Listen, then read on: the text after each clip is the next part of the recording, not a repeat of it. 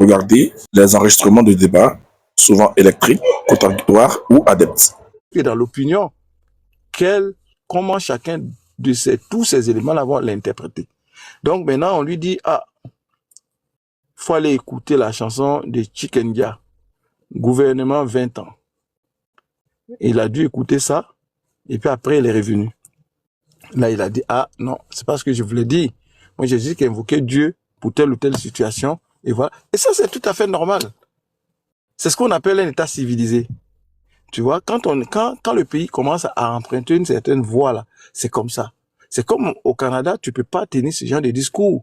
Quand tu le tiens, tu vas revenir, te justifier, t'expliquer. Voilà. Et ça, c'est tout à fait normal, là. C'est pas, ça fait partie du jeu, ça fait partie, parce qu'on veut pas que tu amènes des messages toxiques à la population. Voilà. Et si tu les amènes, il faut que tu les assumes.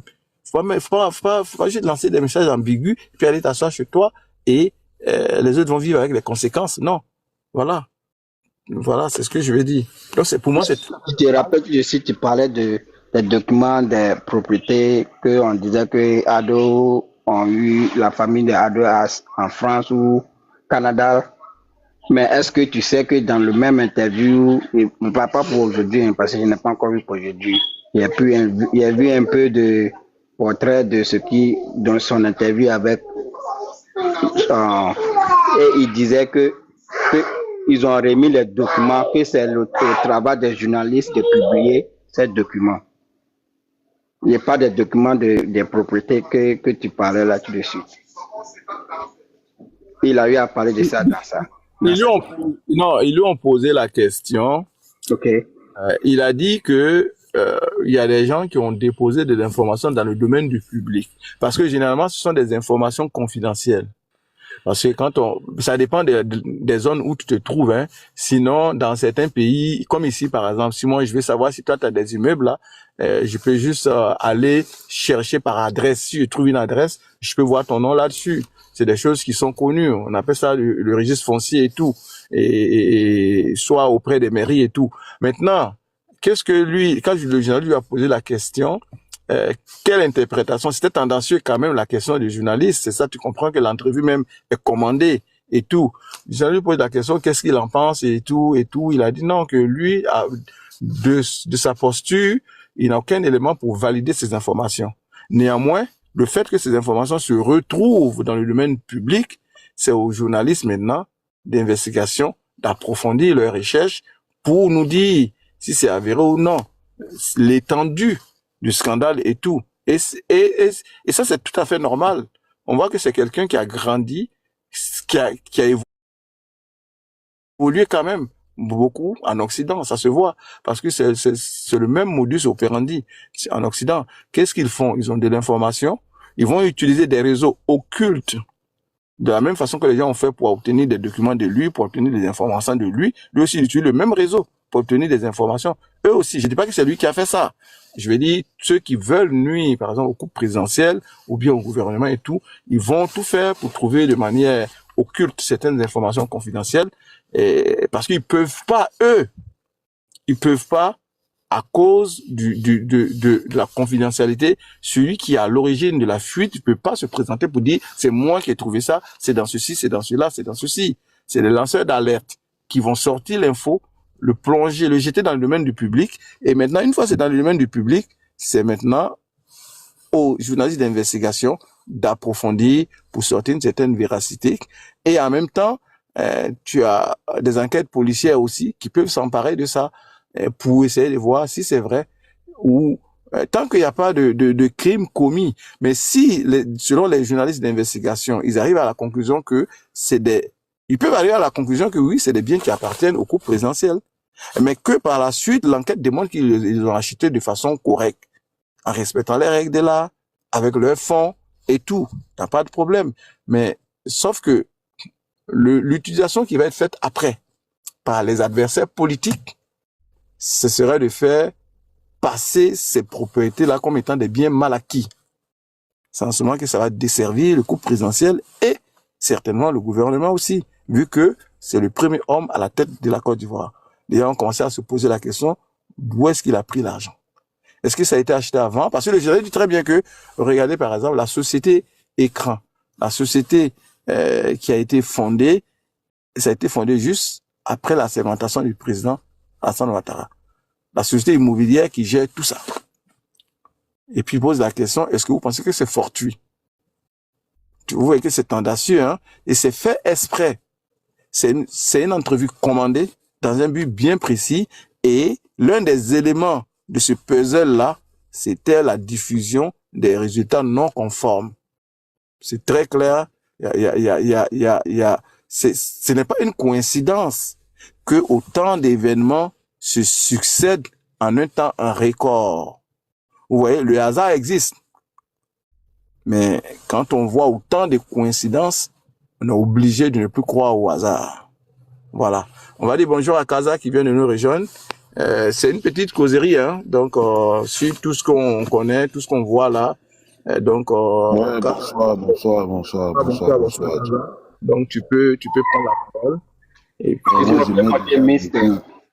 je mets le pied dans le plat pour dire, il y a quelque chose que j'ai pas compris dans ton intervention. Tu trouves que la réponse donnée par rapport aux maisons acquises par le couple présidentiel, tu trouves que c'est des questions commandées? Moi, j'ai dit non, puisque la réponse, si c'était des questions commandées, l'étudiant Thiam allait accuser le couple. Il dit qu'il n'est pas, en gros, hein, selon toi, moi je n'ai pas écouté l'interview, il faut que je le dise, mais selon la réponse que toi tu dis qu'il a donnée, moi je pense que la réponse est correcte. Si c'était une question commandée, de mon point de vue, hein, si c'était une question commandée, il allait dire oui, j'étais l'eau propre sur le coup présenté pour dire oui, voilà, c'est pas normal, c'est des biens mal acquis, tout ça, mais c'est pas ce qu'il a dit. Lui, il dit que ce sont euh, des informations confidentielles et qu'il ne voit pas pourquoi c'est se retrouver dans la presse. Il n'a pas tapé sur le coup. Selon ce que toi tu as dit, hein, parce que encore une fois, je n'ai pas écouté je n'ai pas encore regardé ni écouté l'interview, mais je m'en tiens à ce que toi tu dis. Donc, je me dis, c'est pas une question commandée en tant que telle. Une question commandée, c'est quand, par exemple, quelqu'un vient me poser une question pour dire, ah, voilà, Kaza, par le biais de Ismo, on a appris ceci, on a appris cela. Et donc, du coup, moi, j'affirme, et puis je donne des affirmations et autres. Mais là, dans le cas de M. Tidjam Tam, c'est pas le cas. Il défend même, à la limite, il dit non, c'est pas, il trouve que ce n'est pas normal. Donc, en fait, c'était juste cette question que je voulais te poser. Ou peut-être que je t'ai mal compris. Ok. Merci. Non. Oui, je sais que, je vais dire, la question, elle est pertinente, hein. Mais ce que je dis que c'est une entrevue commandée. Et c'est normal. L'entrevue est commandée parce que, l'entrevue s'inscrit dans un contexte où M. Tidjam Thiam est dans une bataille contre le régime d'Abidjan. Et celui qui symbolise et représente ce régime-là, c'est bel et bien le président Alassane Ouattara. Vous voyez? Et quelques jours avant ça, il avait dit que ils avaient 7 jours pour sauver la Côte d'Ivoire. Et on a tous compris ce que ça voulait dire, et lui-même, il est revenu préciser sa pensée. Maintenant, dans cette entrevue-là, quand on pose 2 questions, vous voyez, quand on dit, par exemple, que, voilà, il y a des informations qui sont sorties concernant les acquisitions en matière immobilière du couple présidentiel. Et que on lui demande son opinion là-dessus, il a très clairement dit, c'est pour ça que je dis que c'est normal. Hein. Sa réponse est tout à fait normale. Il a dit, le journaliste lui a dit, qu'est-ce qu'il en pense? Il dit, lui, pour l'instant, il n'a pas d'éléments suffisants pour valider la véracité des informations. Donc, vu que l'information qui était confidentielle est tombée dans le domaine public, il revient aux journalistes d'investigation d'approfondir leurs recherches pour informer l'opinion. Tu vois? Maintenant, la deuxième question, ce qu'il dit que comment vous comprenez le fait que l'agence immobilière qui a été mise en place pour gérer tout cet actif immobilier-là a été créée juste quelques jours ou semaines après la prise de fonction du président Alassane Ouattara. Et que le document qu'ils ont présenté durant l'entrevue a été signé des mains du président Alassane Ouattara. Donc, c'est pour dire que quand tu prends ça et tu mets dans le contexte actuel, ça contribue fortement, justement, à ternir l'image non seulement du gouvernement ivoirien, mais en même temps à ternir le premier ivoirien, le président de la République et le couple présidentiel. Voilà pourquoi je dis que l'entrevue est une entrevue commandée. C'est de la communication. On n'a pas besoin de dire que oui, voilà, ils ont pillé la Côte d'Ivoire, ils ont volé sans avoir aucune preuve. Mais le seul fait de dire qu'il y a une liste d'immeubles achetés en Europe au nom du président de la République, que ce soit avec leur argent ou pas, c'est pas ce qui est important. C'est le message subliminal que tu envoies dans l'esprit du citoyen ivoirien. Qui va dire, ils nous ont volé. Voilà. Peu importe que les journalistes d'investigation fassent leur recherche ou pas. Mais le message que tu renvoies dans l'esprit du citoyen lambda, c'est de dire qu'ils nous ont volé. Même si c'est pas vrai. C'est en ce sens que je dis, en tenant compte du contexte, parce que c'est un événement, s'analyse toujours en tenant compte du contexte particulier ou encore du contexte général. Et dans ce cas-ci, on a un contexte bien précis. Et quand tu fais la chronologie des faits, depuis un mois jusqu'à aujourd'hui, à la veille des élections, quand on publie des résultats par erreur, tu ne peux qu'inclure cela dans le contexte global. Voilà. Si tu veux faire une analyse assez objective. Ça ne veut pas dire que ce que tu dis est vrai, mais tu dis que ça contribue justement, ça constitue une autre pièce du grand puzzle qu'on essaie de mettre en place.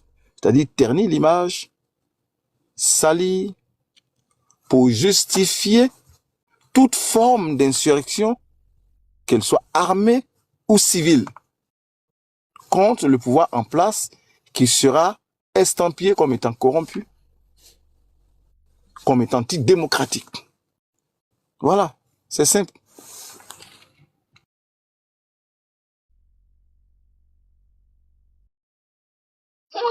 Quoi, il faut faire monter Mister là.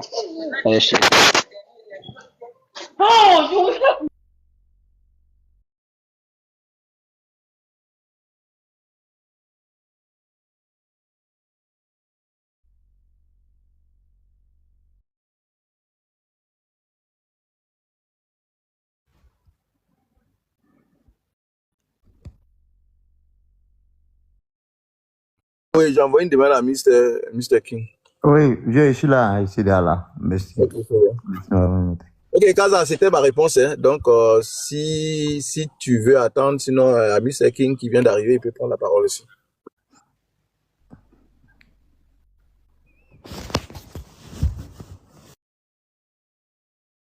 Est-ce qu'il est là, hein?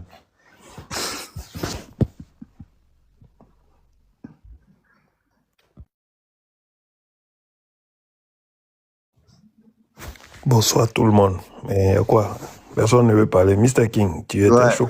On t'a donné la parole. On va parler maintenant. Ouais. Bonsoir tout le monde. Non, si, j'avais pas vu. Non, je suis désolé, bonsoir, j'avais pas vu ta demande. Tu sais que Non, moi je venais juste quand je parle souvent, moi, ce que j'évite là, quand je parle, sincèrement, je regarde pas les commentaires. C'est quand je fais mieux, sinon ça empêche de Voilà, quand j'ai fini, là, je regarde dans les commentaires, puis je vois que, mais pourquoi est-ce que moi, je ne vais pas Et puis là, Non, c'était pas pour moi, c'était pour Mr. King. Moi, je viens de faire ma demande. Toi, je voulais t'envoyer un truc d'invité. J'ai vu que tu n'étais pas dans les demandes, mais tu étais dans les invités. Je voulais t'envoyer, je me suis dit, peut-être comme tu n'as pas fait la demande, peut-être tu ne veux pas monter. Ouais, non, je ne veux pas. Dans les demandes, donc là, j'ai autorisé. Voilà. En fait, Kanif m'a dit de faire monter, c'est que j'ai le pouvoir aussi, mais je lui ai dit non, je ne sais pas pourquoi, c'est que Daouda a dit, je viens d'arriver.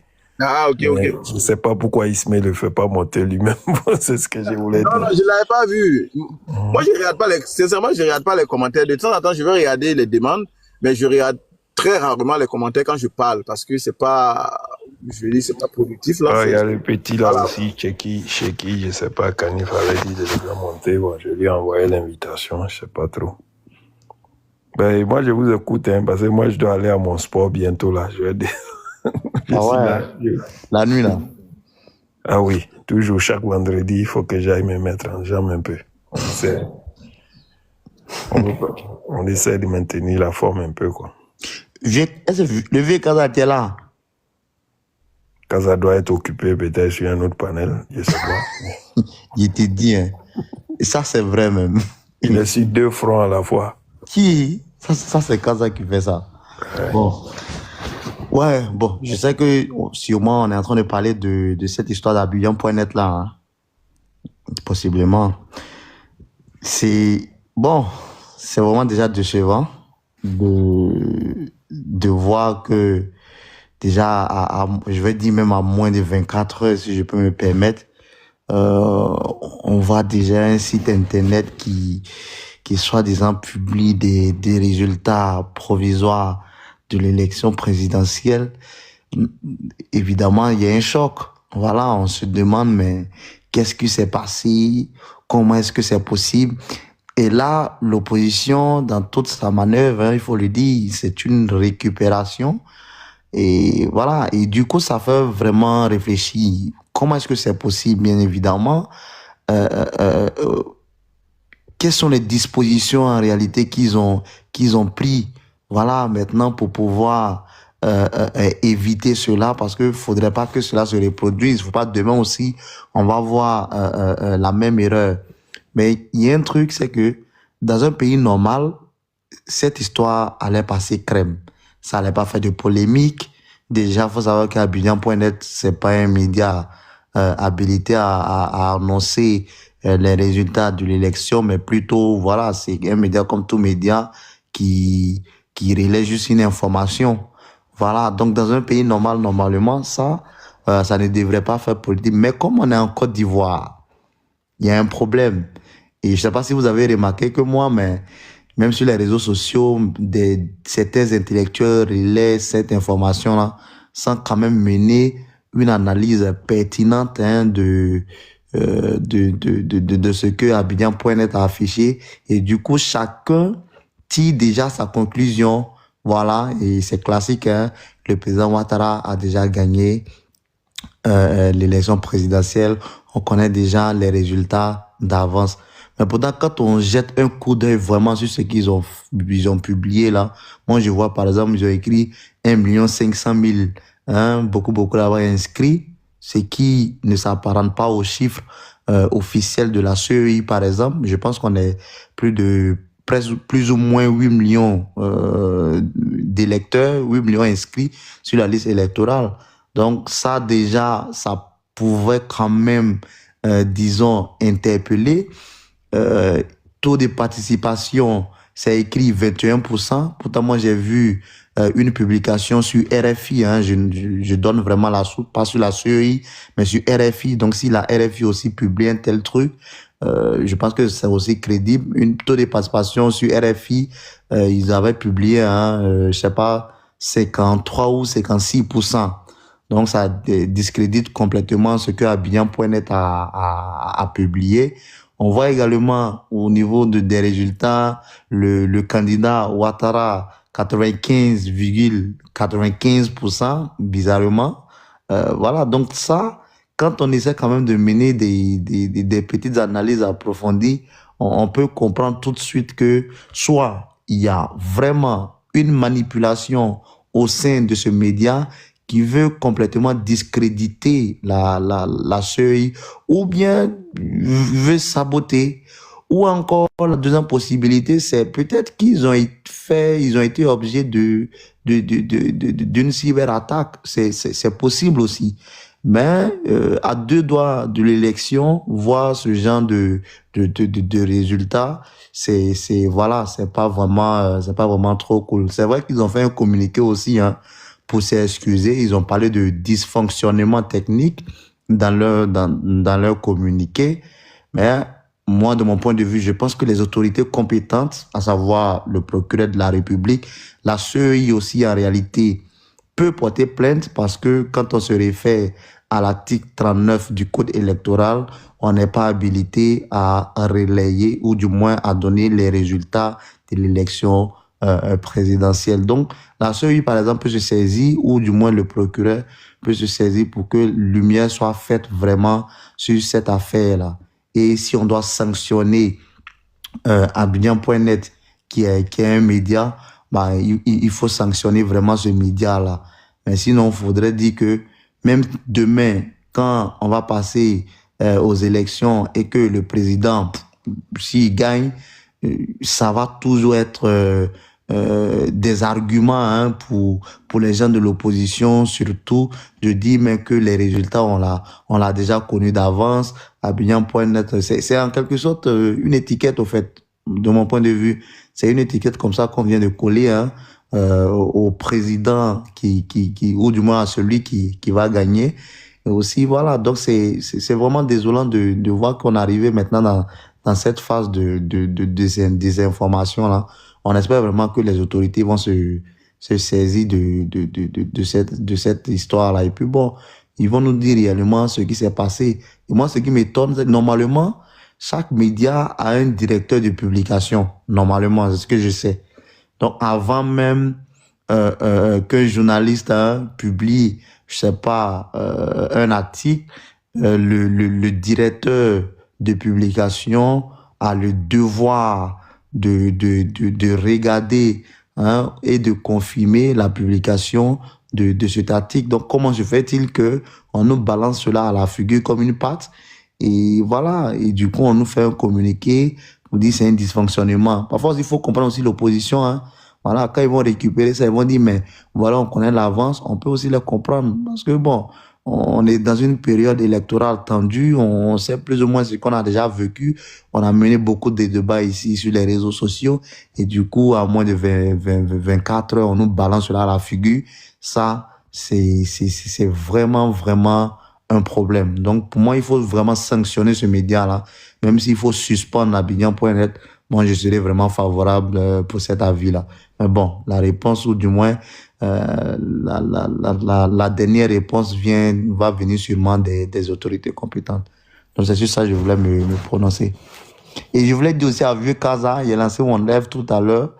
Il y a le candidat Awa Domelo qui était dans mon live. Il a dit qu'il était serein, que demain, voilà, qu'il partait pour gagner, hein, comme de manière classique, il lui dit. Il dit, il part pour gagner, mais néanmoins aussi, quand on dit on part pour gagner, on peut aussi perdre. Voilà, mais qu'il est serein. Voilà. Donc, c'est un peu ça. Merci.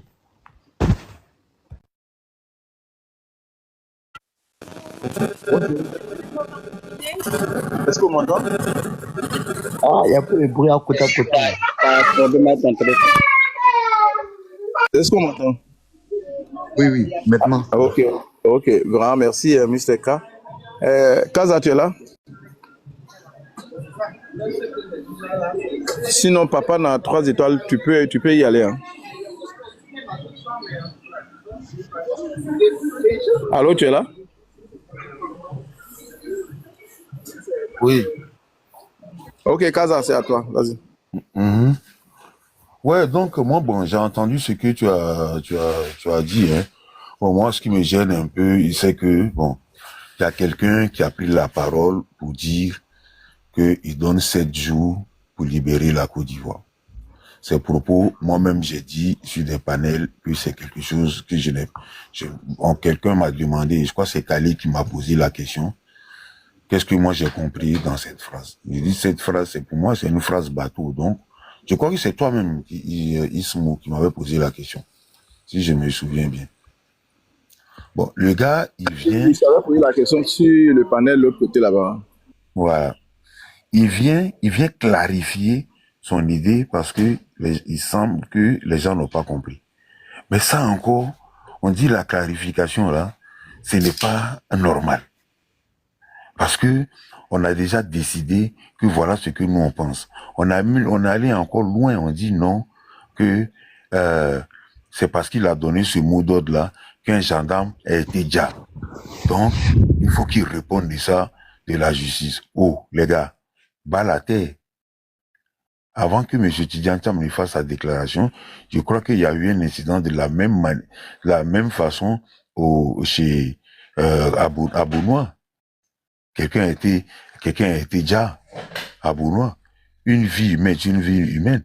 Ou bien c'est parce que l'autre qui a été déjà, lui, n'est pas gendarme, donc on n'en tient pas compte. Bien sûr qu'on va en tenir compte. Est-ce que on est convaincu? Bon, de toute façon, les gens du RHDP, on peut pas leur enlever ça dans l'esprit. Pour eux, c'est parce que M. Didier Thiam a dit, il faut aller libérer la Côte d'Ivoire. On a 7 jours pour libérer la Côte d'Ivoire, que des gens se sont élevés pour aller déjà des gendarmes. Ok. M. Didier Thiam, il vient. Moi, déjà, par le média par lequel il est passé, effectivement, moi, je suis pas d'accord avec ça, voilà. Il aurait pu choisir, pas que je n'ai rien contre ça, hein, au contraire.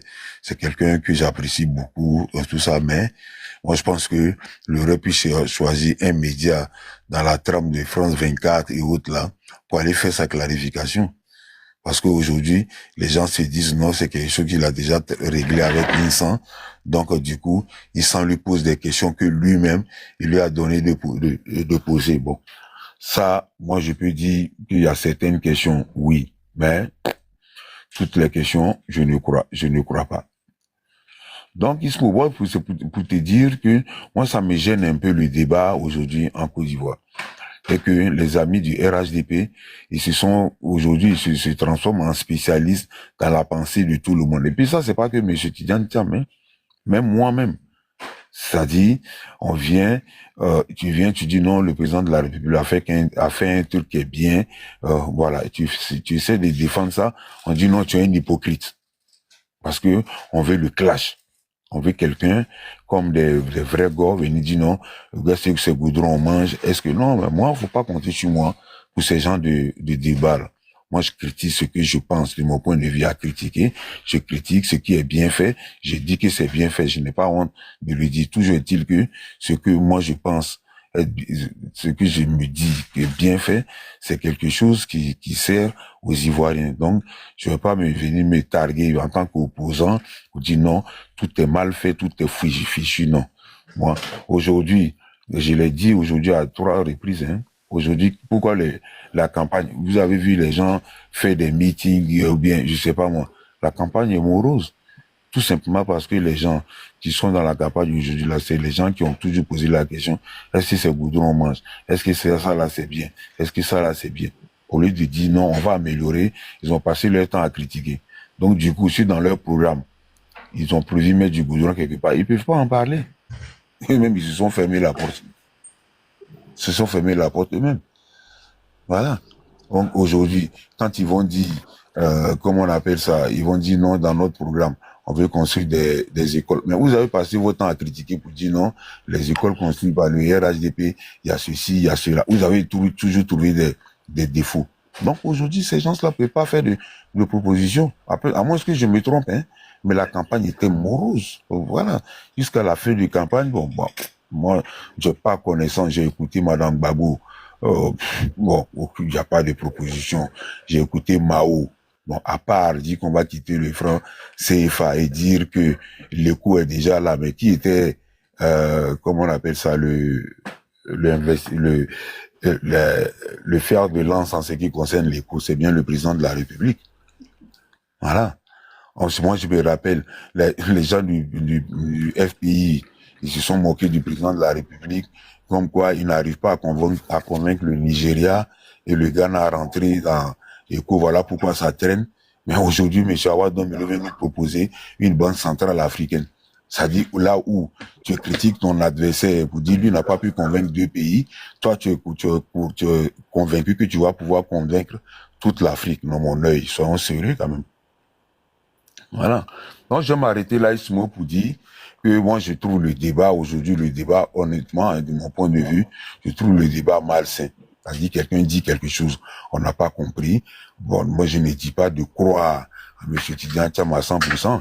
Il est venu expliciter, il est venu expliquer ses propos parce que ça n'a pas été compris. On dit non, c'est pas ça. Il est hypocrite, il est ceci, il est cela. Il faut qu'il soit arrêté. On a 30 millions maintenant de procureurs en Côte d'Ivoire qui disent non, M. Tidiane Thiam doit être arrêté. Bon.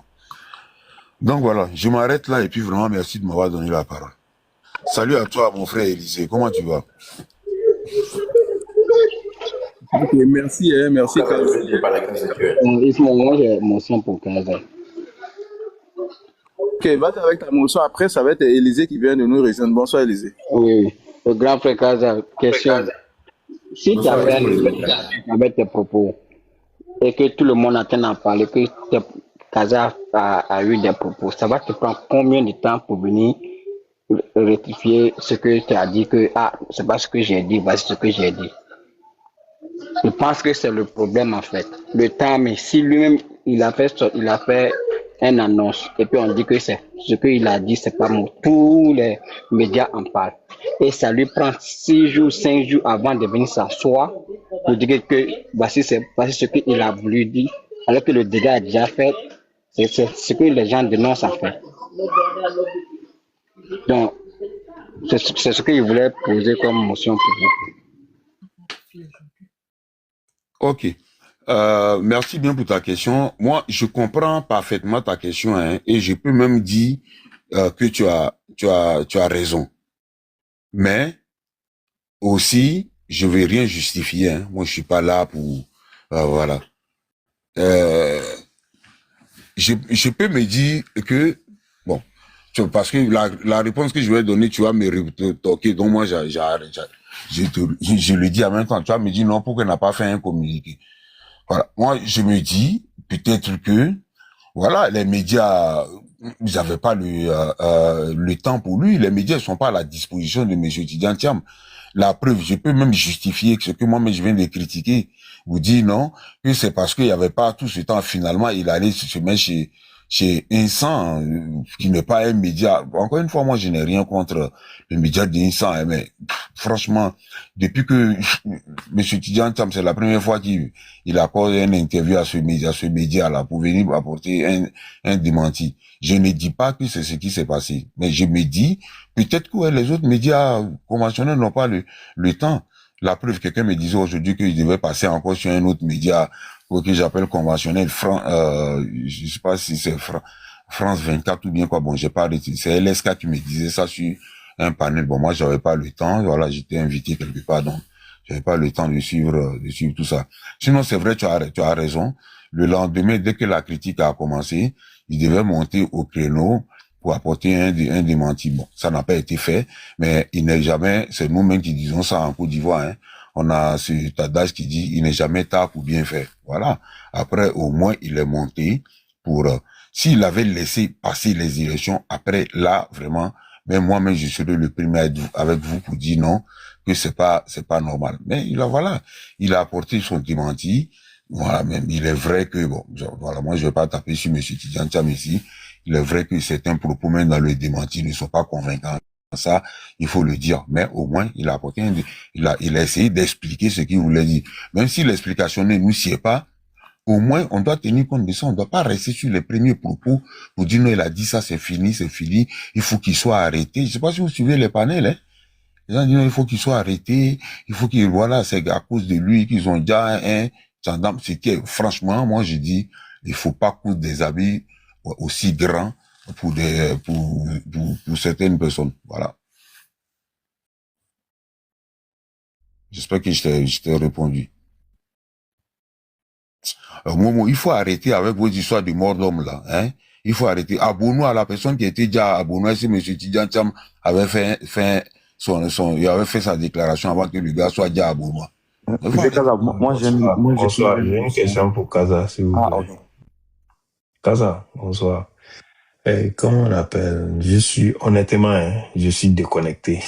Je ne suis pas l'actualité trop. Mais moi, j'ai juste une question.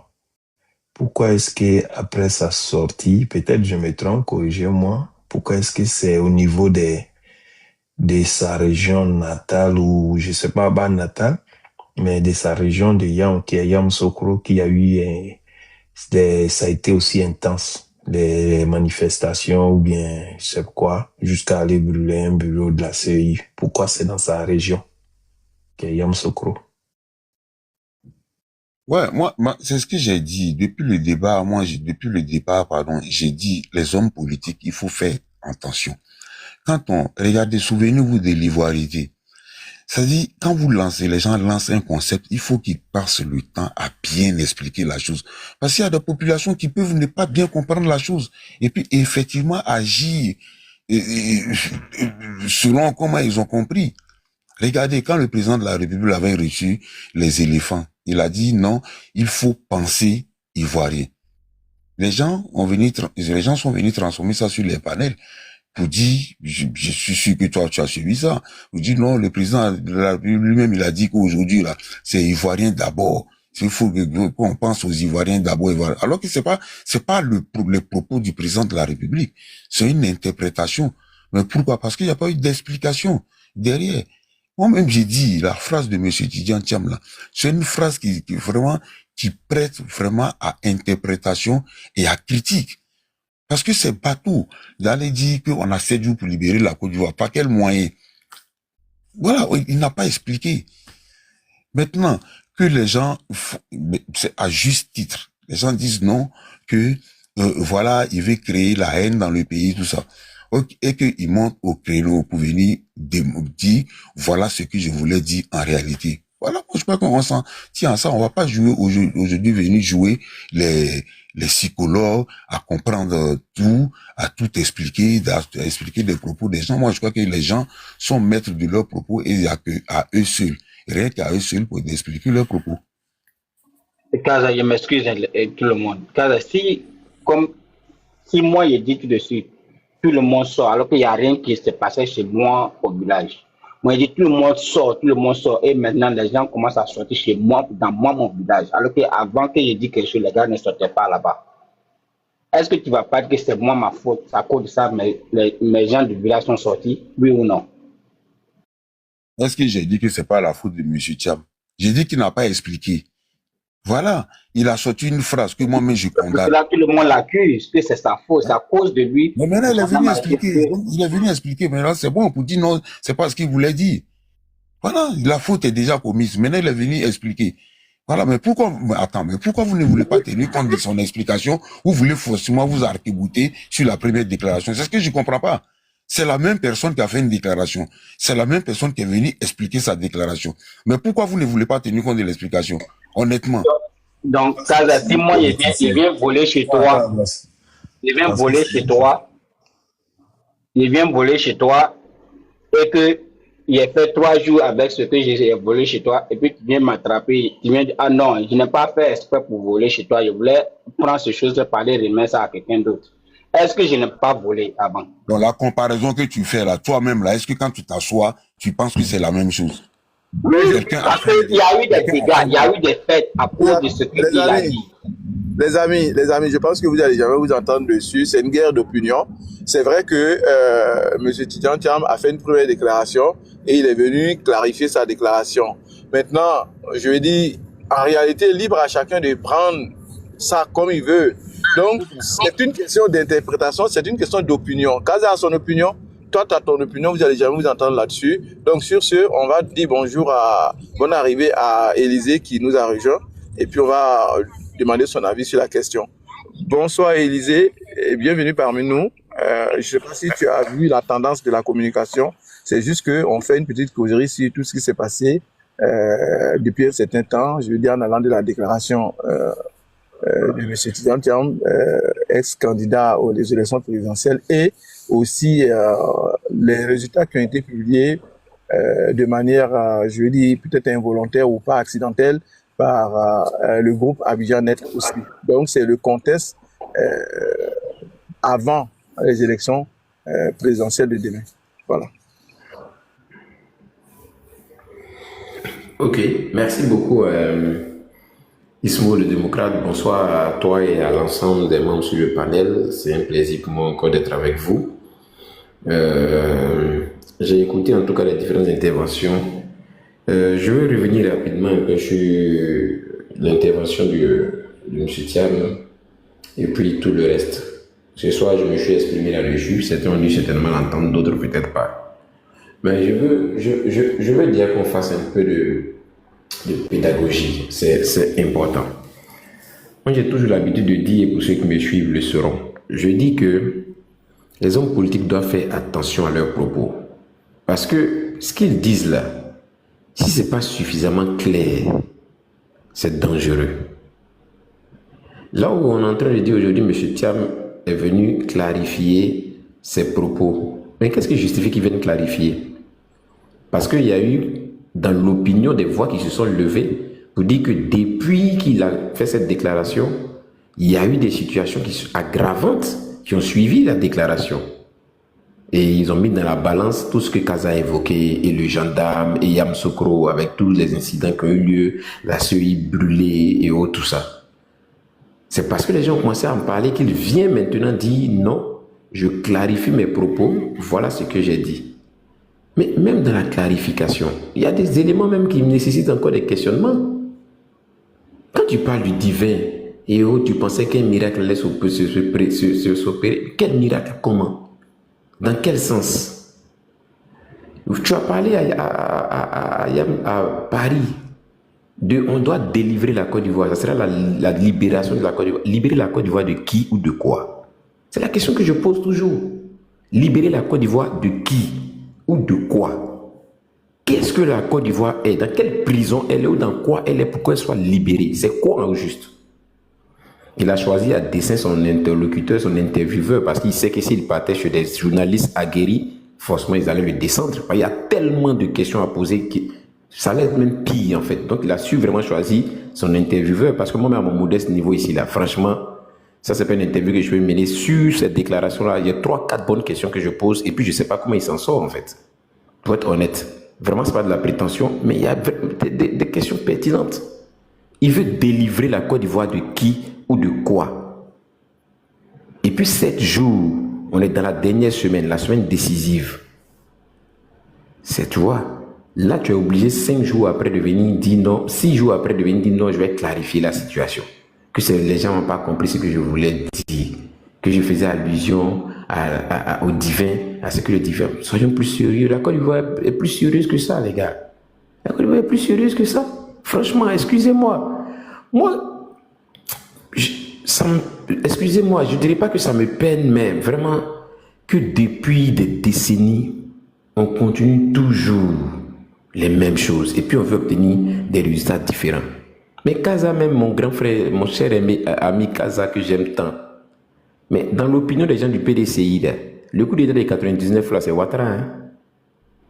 Pourquoi? Parce que quelques mois avant, il a dit ce pouvoir moribond là, je vais le frapper au moment opportun, puis le pouvoir va tomber.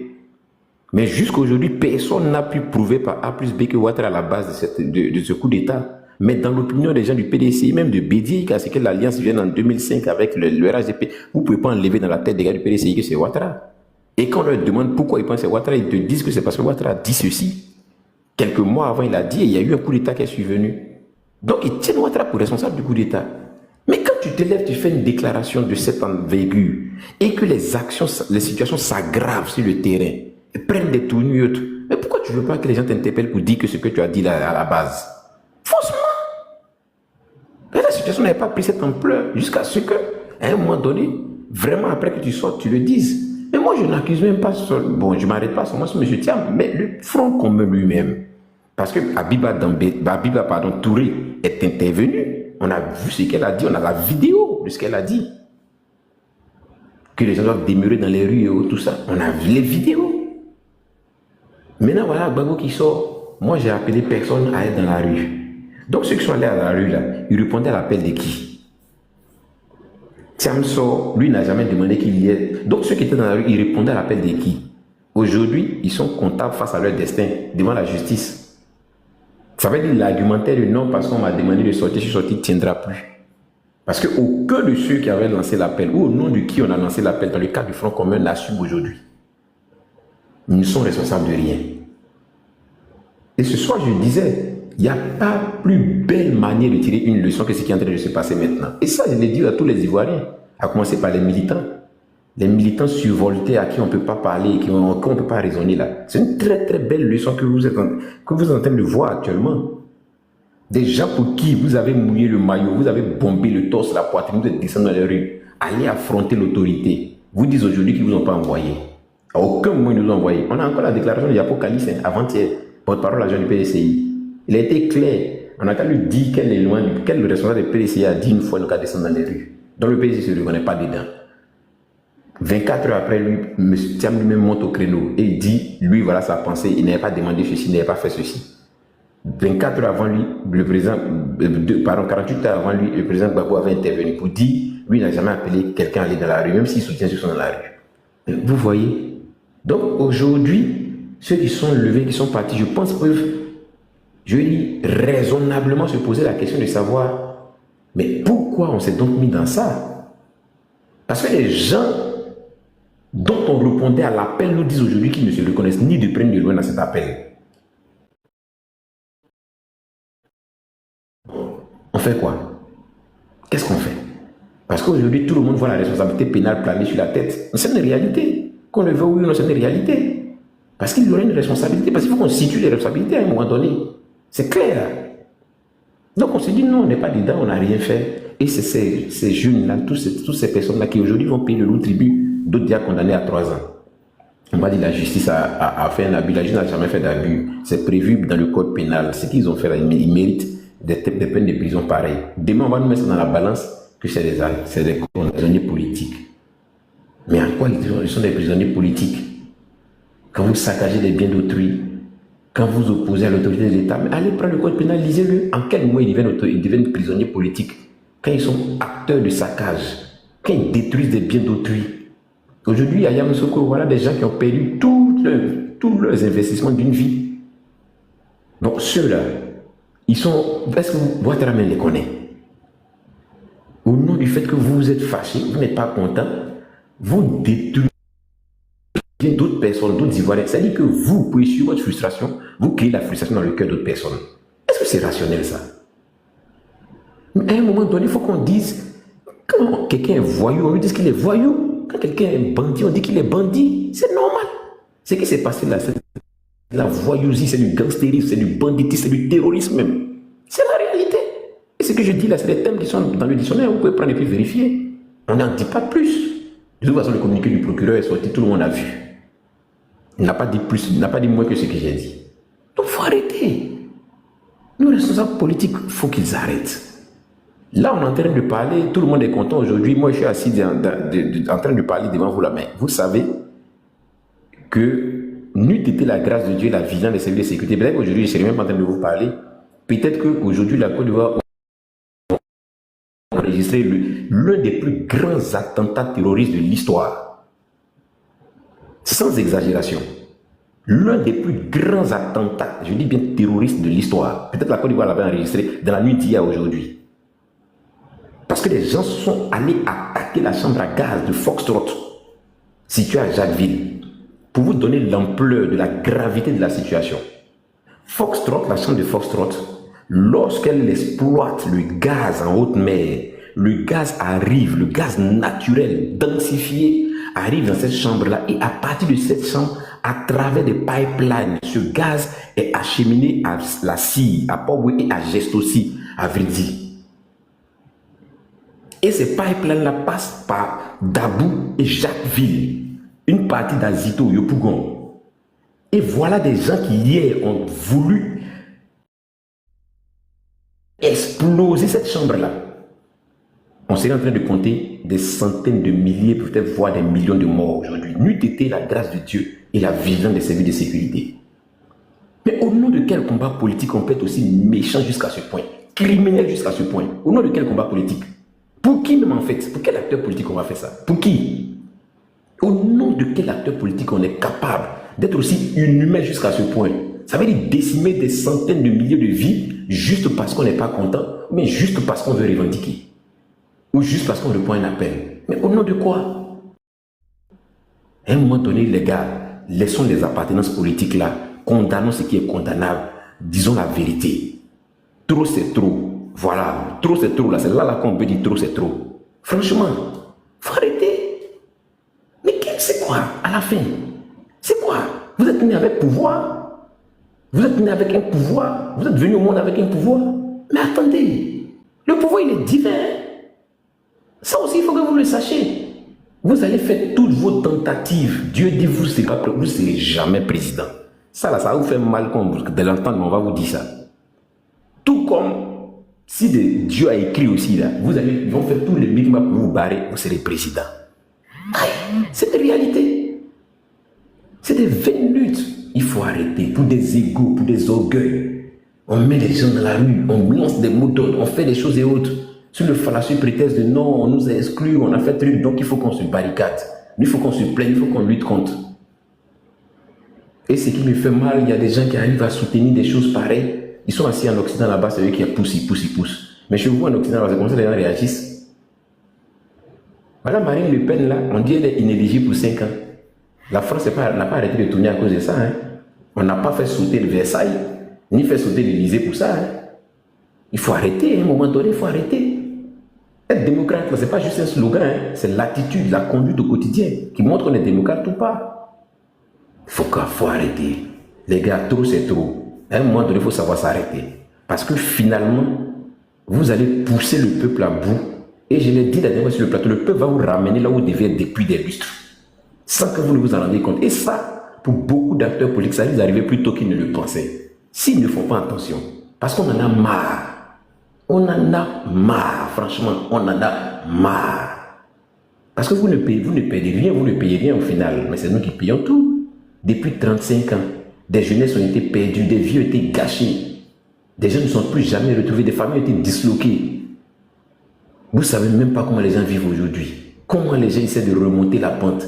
Comment ils essaient de se reconstruire après toutes ces années de crise. Et c'est vous qui bandez les muscles, on va tout gâter, on va tout bloquer, on va tout arrêter. Une grande partie des Ivoiriens qui a vécu cette situation n'est plus prête à revivre ça. Et elles vous l'ont très bien montré durant ces dernières semaines. Elles ont montré aux yeux de tous qu'elles ne sont pas prêtes à vivre ça. Vous avez vu, comparé 2025 à 2020, comparé, vous allez voir, 2020 à 3 semaines même du scrutin, là, le pays est en ébullition. Aujourd'hui, regardez, c'est vrai qu'il y a des vérités sporadiques et autres, mais qui ressemblent à quoi? Absolument rien de beau. Parce que les Ivoiriens ont compris. Donc si vous, Louisiens, sont restés bloqués dans les années 2000 et 1999 dans la bagarre, les Louisiens des Ivoiriens a évolué.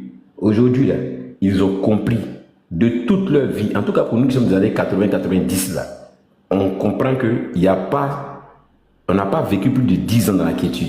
Si ce n'est pas de 2011 à 2015. Commençons à 90 à l'avènement du multipartisme. On n'a jamais vécu 10 ans dans la paix, 10 ans de quiétude. On n'a jamais vécu ça. Donc aujourd'hui, les Ivoiriens, en tout cas qui sont un peu plus anciens, on pèse le poids de cette grâce qu'on a de vivre dans une situation de quiétude. Tout n'est pas parfait. Personne ne dira que tout est parfait. Mais on a le minimum, c'est-à-dire la paix et la quiétude. Dans un environnement sous-régional aussi gangréné comme celui dans lequel on est, où il y a le terrorisme à nos portes partout et tout ça. Pendant 14 ans, on a réussi à vivre dans un tel environnement, ce qu'on n'a jamais vécu depuis 90. Les gars, c'est une mine d'or qu'on ne peut pas brader. Franchement. C'est une mine d'or que nous, on ne peut pas brader. Ça, je vous le dis honnêtement. Donc, on en est conscient. Les Ivoiriens sont conscients. Les Ivoiriens savent où est leur bonheur. Je ne dis pas que leur bonheur, c'est avec ado, hein, mais leur bonheur, c'est dans la sécurité. C'est dans la paix déjà. Parce que là, ils peuvent se réaliser. Ils peuvent rêver. Mais bagarre, d'un point fini, là, franchement, on en a marre. Les Ivoiriens sont fatigués. Fatigués. Et comme je le dis, il n'y a aucun leader qui est éternel. Même Ouattara qui est là, à supposer mais qu'il gagne demain. Il ne restera pas là éternellement, il partira. La vie continuera. Il y a des gens qui n'ont pas pensé que la Côte d'Ivoire pouvait exister après au feu de Boigny. Vous pouvez partir, la Côte d'Ivoire a vécu. Donc tous vos leaders qui sont devenus vos petits dieux, qui sont devenus des dieux pour vous, que vous adorez comme à un point fini là. Franchement, ils ne sont pas plus importants que le pays. Hein. Ça, là, on va dire la vérité. Ils ne sont pas plus importants. À un moment maintenant, on va commencer à tous devenir un peu durs. Ils ne sont pas plus importants que le pays. Ils ont un nom, ils ont le nom qu'ils ont, la réputation qu'ils ont là parce que le pays existe. Sinon, en dehors du pays, là, ils ne sont rien. Ça aussi, il faut qu'on leur dise ça. Donc, vraiment, il faut arrêter. À un moment donné, il faut arrêter. Il faut savoir où sont vos intérêts. Il faut arrêter. Et ça nous fait mal que pour 90% de ceux qui attisent cette haine et cette violence, qui veulent voir le pays brûler, pour 90%, vous êtes à l'extérieur. Donc, c'est facile de tirer des conclusions. Quelqu'un me disait, non, mais ils ont leur famille en Côte d'Ivoire. Mais on ne dirait pas. Hein. Parce que si vous avez vos familles ici, des gens qui vous coûtent cher, à qui vous tenez, il y a des propos que vous n'allez jamais avoir. Il y a des attitudes que vous n'aurez jamais. Ce n'est pas possible. Moi, mes parents vivent quelque part. Et puis vouloir que cette partie-là brûle, mais c'est que je suis un enfant maudit alors. Ah, faut arrêter. À un moment donné, faut arrêter ça. Franchement, faut arrêter ça. La vie humaine, on ne peut pas la tronquer sur les ambitions d'un individu. ou c'est des ambitions d'une personne, fût-elle Laurent Gbagbo, Thiam ou Alassane Ouattara. Leur vie n'est pas plus importante que la vie d'autres citoyens. Pas du tout. Voilà, pas du tout. Ils ont tout eu dans ce pays. Ils ont eu toute la gloire qu'ils veulent. Ils ont eu. Au niveau international, au niveau national, ils ont eu. Mais alors, il faut permettre aux plus jeunes aussi d'évoluer, aux jeunes générations aussi d'exister. Quelle histoire? Quel est ce pays où on finira jamais de faire la bagarre, on fera toujours la bagarre? Pourquoi? Des ressentiments. Moi, j'ai eu le cœur vraiment le cœur en morceaux quand j'ai entendu Gbagbo dire on a refusé ma victoire en 2010. Le Conseil constitutionnel m'a dit que j'avais gagné. Mais comme mon adversaire a contesté et tout ça. Donc cette fois-ci, moi, je ne voulais pas aller aux élections, mais comme il dit qu'il va être candidat, je suis candidat. C'est ça, là. Ça, c'est un programme, ça. C'est-à-dire que tu veux jouer un match retour 15 ans après. C'est ça qui est le programme. C'est pour ça que tu es candidat. Tu n'es pas candidat parce que tu estimes aujourd'hui que les Ivoiriens sont dans une situation difficile et que tu peux faire mieux. Mais parce que celui qui a contesté ton pouvoir jusqu'à te battre, en fait, là, tu veux rejouer le match retour avec lui. Les gars, vraiment, à un moment donné, là, on sort des passions et puis on regarde avec du recul tous ces propos-là. Quand même, il faut tirer une conclusion. Les Ivoiriens ne représentent rien au point où on veut juste être candidat pour se battre, pour redorer un blason qu'on aurait perdu, ou bien pour régler un contentieux qui date de 15 ans. Ah, chef. À un moment donné, il faut arrêter. Les Ivoiriens ont besoin de ça, là. Ah, vraiment. Voilà un peu ce que moi je voulais dire sur la question. Maintenant, pour le reste, vraiment, ceux qui veulent voter demain n'ont qu'à aller voter. Ceux qui estiment qu'ils ne veulent pas voter, c'est leur droit. Le vote n'est pas obligatoire en Côte d'Ivoire. Ils peuvent aussi dormir chez eux à la maison. Mais vraiment, ceux qui sont en train de fomenter les projets ou bien se mettre en groupe pour dire non, nous on va bloquer les gens qui vont aller voter ou tout ça là, c'est peine perdue. Il faut arrêter ça. Ça ne va pas vous servir. Vous allez rejoindre les autres qui sont déjà de l'autre côté. Ce n'est pas utile. Il faut qu'on se calme. Voilà. La démocratie, c'est ça. On n'oblige personne à faire. Mais n'empêchez pas aussi les autres de faire. C'est votre droit de ne pas être content et de dire qu'on ne fait pas. C'est le droit des autres aussi qui estiment qu'ils veulent aller voter, d'aller voter. Donc laissez-les voter, pas d'obstruction. Maintenant, ceux aussi qui vont voter, pas la peine aussi de lancer des colibris ou des invectives à ceux qui ne veulent pas aller voter. C'est leur droit. Voilà, parce que le vote n'est pas obligatoire en Côte d'Ivoire. Vraiment, pour une fois, montrons qu'on est un peu civilisé, quoi. Montrons qu'on est un peu civilisé. Voilà, je terminerai par ça, franchement. Je vous dis, frère, on est en train de causer là, mais il y a des choses très graves et très sérieuses. Vous ne pouvez pas imaginer ce que les gens sont en train de faire. Vous ne pouvez pas imaginer. Je vous dis, d'hier à aujourd'hui, on a échappé à l'un des plus gros attentats que la planète allait enregistrer. Et tout ça pourquoi? Pour des querelles politiques. Tout ça, là, ça doit nous interpeller. On doit pouvoir mettre un peu d'eau dans notre Yamankoudji, comme pourrait le dire quelqu'un. Il faut qu'on arrête. Voilà ce que je voulais dire. Merci. Merci beaucoup, Élisée. Je pense que tout le monde t'a écouté avec attention, tellement le discours était quand même assez pesé, mesuré, assez profond. Ce que moi je comprends, hein, si l'acte terroriste qui devait avoir lieu de la nuit d'hier à aujourd'hui, si ça avait eu lieu, le but c'était tout simplement d'amener les gens à annuler ou à reporter les élections.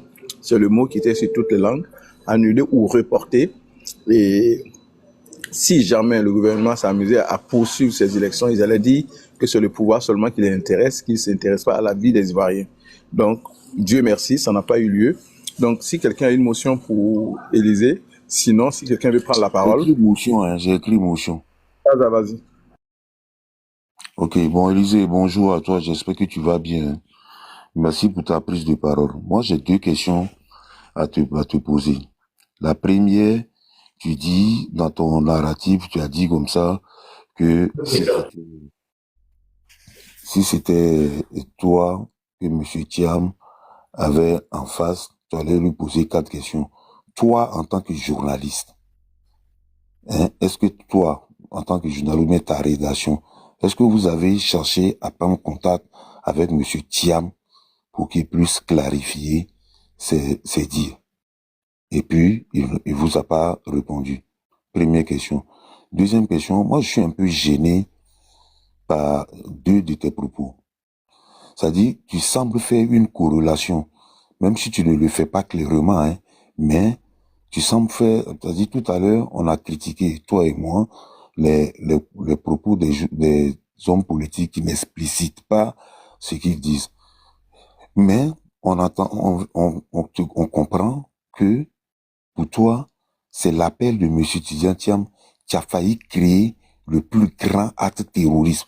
Je répète, hein, c'est pas ce que tu as dit, mais ça dit quand tu parles de Tidjane Thiam et puis tu chutes par cette phrase, ou bien en développant ce qui a failli arriver à la Côte d'Ivoire, tu dois être d'accord avec moi que insidieusement, il y a des gens, pas insidieusement, mais il y a des gens qui peuvent comprendre que c'est l'appel de M. Tidjane Thiam qui a fait que les gens ont failli créer ce plus grand acte terroriste. Mais honnêtement, est-ce que tu penses que M. Tidjane Thiam peut faire cet appel-là? Deuxième des choses.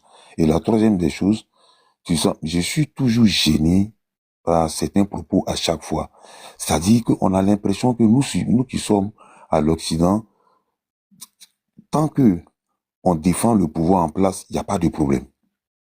Mais quand on défend l'opposition, on est hors sol. Voilà, c'est des critiques un peu voilées. Ouais, vous n'êtes au courant de rien. Moi, je trouve ces propos-là vraiment, je trouve ça un peu méprisant.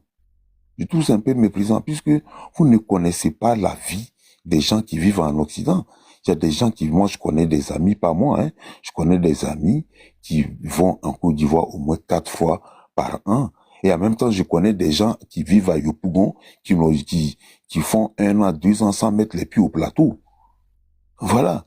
Est-ce que ceux-là, on va leur dire non, ceux qui sont à Yopougon, qui ne mettent pas les pieds au plateau, qui est la cité administrative de la Côte d'Ivoire, on va leur couper le sifflet parce qu'ils n'ont pas le droit. Non, moi je crois que ce discours-là, pardon, ça dit, il faut laisser ça en tant que journaliste.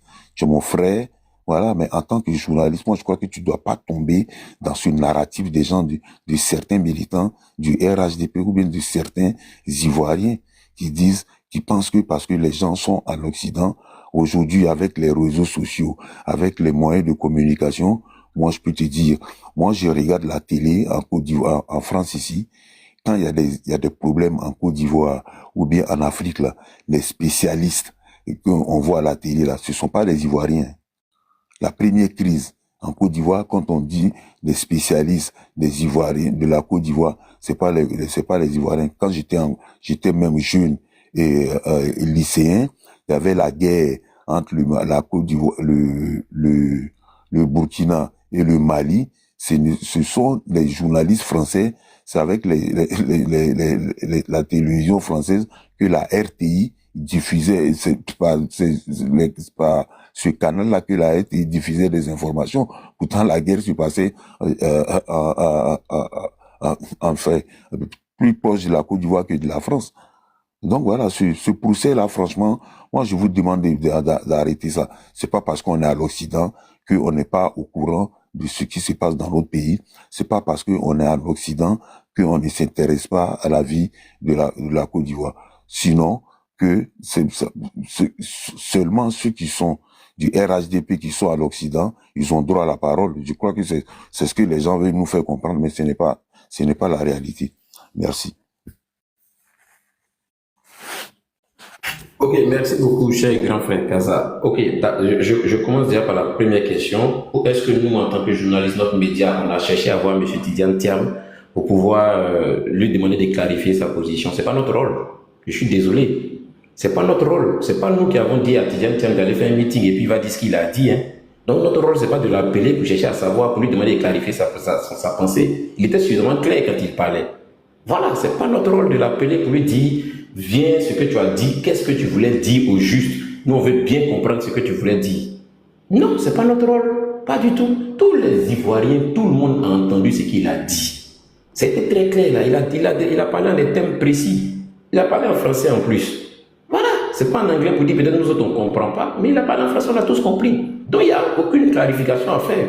Lui-même, il n'a pas eu besoin de clarifier. Même plus preuve, ses gens autour, la personne l'a interpellé 24 heures, 48 heures après pour dire clarifie quoi que ce soit. Tout le monde avait compris.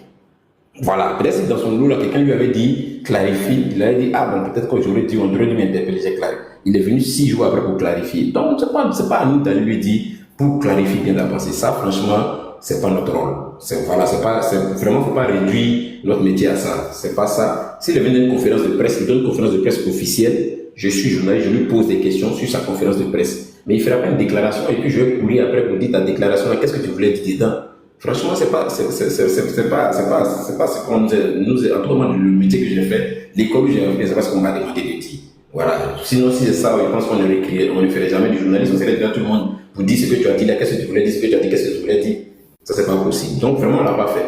Voilà. Et puis, deuxièmement, nous, notre plateau, on a toujours ouvert notre plateau à tout le monde. Tout le monde est venu sur notre plateau. On n'a jamais fermé le plateau à qui que ce soit. Il y a des partis qui eux-mêmes délibérément ont décidé de ne pas venir sur des plateaux et qui font du micmac, ils décident de ne pas venir. Moi, je vous prends un exemple simple. Le PPACI, il y avait eu une émission de vacances à l'époque qui nous avait remplacé quand on faisait le grand talk, il y a le talk des vacances. On a une consoeur, Isabelle Vovo, qui dans une de ses envolées a dit que si vous voulez aimer le boulanger, c'est votre problème. Mais le PPACI s'est fâché. Ils ont exigé des excuses publiques de notre chaîne. Sinon, ils ne viennent plus sur la chaîne. Nous, on leur a dit, mais excuses publiques par rapport à quoi? Par rapport à quoi, concrètement? Excuses publiques par rapport à quoi? Voilà. Ils se sont plaints, ils disent, ils ne viennent plus, ils viennent. Bon, personne ne leur a demandé pardon. 1 an et demi après, eux-mêmes sont venus jouer un courrier, ils vont revenir intervenir sur le plateau. Ils sont venus, personne ne leur a demandé pourquoi ils ne sont pas venus. Ils sont venus intervenir. Donc ça, vraiment, excuse-nous, nous, on n'a pas, notre média n'est pas un média venu accabler. Notre média, c'est pour donner la parole aux gens. Tous les acteurs politiques sont les bienvenus sur notre média. Voilà. Maintenant, il ne faut pas nous demander de faire des choses, voilà, qui ne sont pas dans la déontologie, qui ne sont pas dans notre rôle. Ça aussi, il faut avoir l'honnêteté de le reconnaître. Chaque métier a ses codes et ses règles. Pas me demander de réinventer. Ça, c'est la première question. La deuxième question, sur le fait que j'aurais dit, c'est à l'appel de Thiam qui a failli avoir l'attentat terroriste. Heureusement que tu as dit insidieusement. Donc ça, je te laisse la référence de tes propres propos, grand frère. Moi, à aucun moment, je n'ai dit que c'est sur son appel-là qu'il y a un attentat terroriste. J'ai juste rappelé à l'attention de nous tous sur le panel que hier, notre pays a échappé à quelque chose, ce qui allait être l'un des plus gros attentats terroristes jamais réalisés. Notre pays a échappé à ça hier. Mais de toute notre histoire, là, on n'a pas vécu ça. Hein. Voilà, on n'a pas vécu ça. Mais on sait que depuis un moment, il y a des contestations par rapport au processus électoral. Et c'est dans cette période de contestation-là, on est en face d'une telle situation. Je ne vais pas jusqu'à déduire, mais j'interpelle la conscience des uns et des autres, on a failli assister à les attentats les plus importants de l'histoire dans notre pays, hier nuit. Voilà. Maintenant, libre à chacun de tirer ses conclusions. Mais je vais juste dire que peut-être qu'on prend les choses à la légère, on ne pèse même pas le poids du danger de ce qui se passe et on pense que c'est des choses anodines comme ça. Mais je vous dis non, c'est très sérieux et c'est pourquoi justement la parole publique doit être très responsable. Je n'ai pas dit c'est tel qui a dit puis sont allés le faire, mais je dis la parole publique doit être très responsable dans cette période-là parce que c'est important. Troisième élément, on dit aux Ivoiriens, quand on se plaint toujours les Ivoiriens de l'extérieur, surtout quand ceux qui critiquent PPACP et RSGP, moi je n'ai jamais dit que ceux qui critiquent RSGP sont pour le pays, et ceux qui critiquent le pouvoir ne sont pas pour le pays. Tu n'as jamais entendu ça de ma bouche, grand frère. Depuis qu'on parle, tu n'as jamais entendu. Mais grand frère, si tu es honnête de là où tu es assis, prenons les vidéos, prenons les cyberactivistes, ceux-là qui sont prêts à en découdre avec le pays et à incendier le pays. Donne-moi 2 qui sont en Côte d'Ivoire. Ils sont tous en Occident. Est-ce que c'est faux? Ceux qui à longueur de journée veulent que tout se garde dans le pays, ils sont tous en Occident. Je ne dis pas que c'est toi, Kaza. Kaza, toi et moi, on échange de façon responsable. Tu défends ton argument, ton argumentaire, je défends mon argumentaire. On cause de façon responsable. Moi, je te dis honnêtement, si tu faisais partie de ceux qui incendiaient, moi, tu n'allais jamais pas causer avec toi. Moi, je te dis honnêtement, parce que moi, ce n'est pas les gens avec qui il faut causer.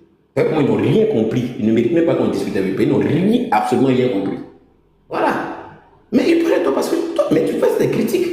Avec tous ceux qui sont sur le panel, les gens qui sont proches du RSVD, qui sont proches du RSVD, vous faites vos critiques. On discute tranquillement, en personne responsable. Mais il faut avoir l'honnêteté de le reconnaître. Si aujourd'hui, qui sont les plus virulents sur Internet, prêts à voir le pays tourner mais ils sont où? Ils sont où? Ça aussi, c'est factuel. Je ne suis pas en train de lancer une accusation à tort. Des gens qui matin, midi, soir se lèvent, on va brûler ici, on va faire ceci, on va déchirer tel, on va faire cela, celui-là va mourir ici. Mais ils sont où?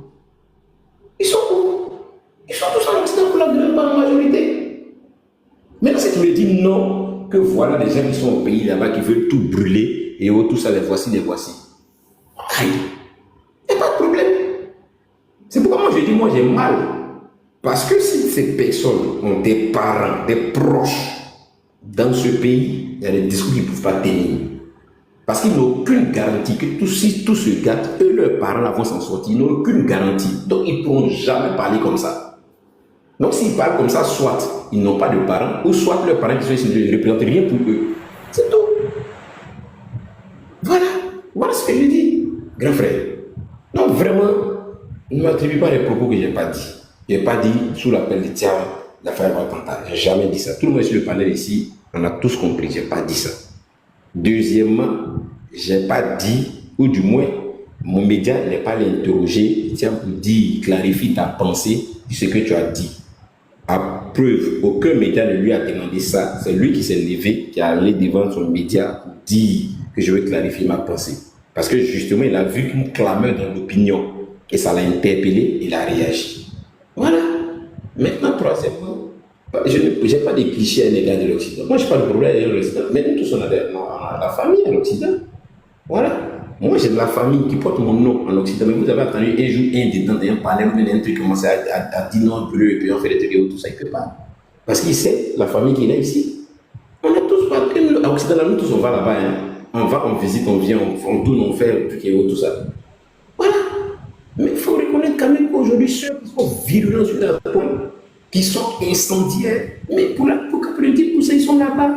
C'est pas faux. Donc, c'est pas un cliché qu'on colle, c'est une réalité. Voilà. Vraiment, Oh no, see, can you go and block this guy named Lekoski, whatever his name is? Why? Read his comment. He's threatening Elysee there after this. No. I'm not. La cocaïne? La cocaïne, you mean? Yes. Ismou. Même temps, c'est pas. Ismou. Oui. Ismou. Oui. Permets-moi, permets-moi, s'il te plaît. Donne-moi une seconde, s'il te plaît. Ok, vas-y. Voilà. Élysée. Bon, moi j'ai compris ta déclaration, mais tu as dit que les déclarations de M. Thiam, là, elles sont claires. C'est ce que tu as dit, hein. Elles sont claires, tout le monde a compris. Mais moi, je ne fais pas partie de tout le monde. J'ai dit tout à l'heure, je ne sais pas si tu étais là, Ismo m'avait posé la question sur un panel, j'ai dit je n'ai rien compris. Est-ce que tu peux m'expliquer ça? Comme toi tu dis c'est clair, que tout le monde a compris cette déclaration-là. Explique-moi ton grand frère, je n'ai rien compris là, faut m'expliquer. Cette déclaration, on a 7 jours pour libérer la Côte d'Ivoire. Qu'est-ce que toi tu as compris dedans, faut m'expliquer. Parce que moi, je n'ai rien compris dans cette déclaration. Je dis que c'est une déclaration bateau. Ça peut tout dire et rien dire à la fois. Mais toi, tu dis que tu as bien compris, que c'est clair. C'est ce que tu as dit, hein, que tout le monde a compris. Faut m'expliquer, pardon, merci. Ok, d'accord. Je vais t'expliquer, mais je voulais te poser juste une question. Toi qui n'as rien compris, grand frère Kaza, parce que tout à l'heure tu as demandé, est-ce que mon média a cherché à voir Thiam pour lui demander de clarifier ses propos? Toi qui n'as rien compris, qu'est-ce qui est proche d'ailleurs de Thiam? Est-ce que tu lui as posé la question pour qu'il te clarifie ça? Bon, moi je vais te donner la même réponse. Toi tu dis c'est pas ton rôle. Bon, même si je suis pas d'accord avec toi, tu dis que tu es journaliste. Tu dis le journaliste c'est pas son rôle. C'est pas au journaliste. Moi je crois que moi j'ai vécu avec une journaliste pendant des années. Ils sont toujours à la recherche des interviews. C'est les journalistes qui vont vers les gens pour leur demander des interviews. Toi tu dis non que Monsieur Thiam ce qu'il a dit. Mais moi je te comprends. Hein. Toi tu as bien compris. Donc tu n'as pas à lui demander de clarifier. Maintenant, moi, je te dis, rends-moi ce service. Explique-moi. Moi, je n'ai pas compris. Voilà, moi, je n'ai rien compris dans l'interview. Donc, moi, je ne suis pas en contact avec M. Thiam. Je n'ai jamais croisé M. Thiam dans ma vie. Je l'ai dit, j'ai plus croisé M. Alassane Ouattara que M. Thiam. J'ai plus croisé Mme Kandia Kamara parce que c'est une grande sœur. On a vécu dans le même quartier que M. Thiam.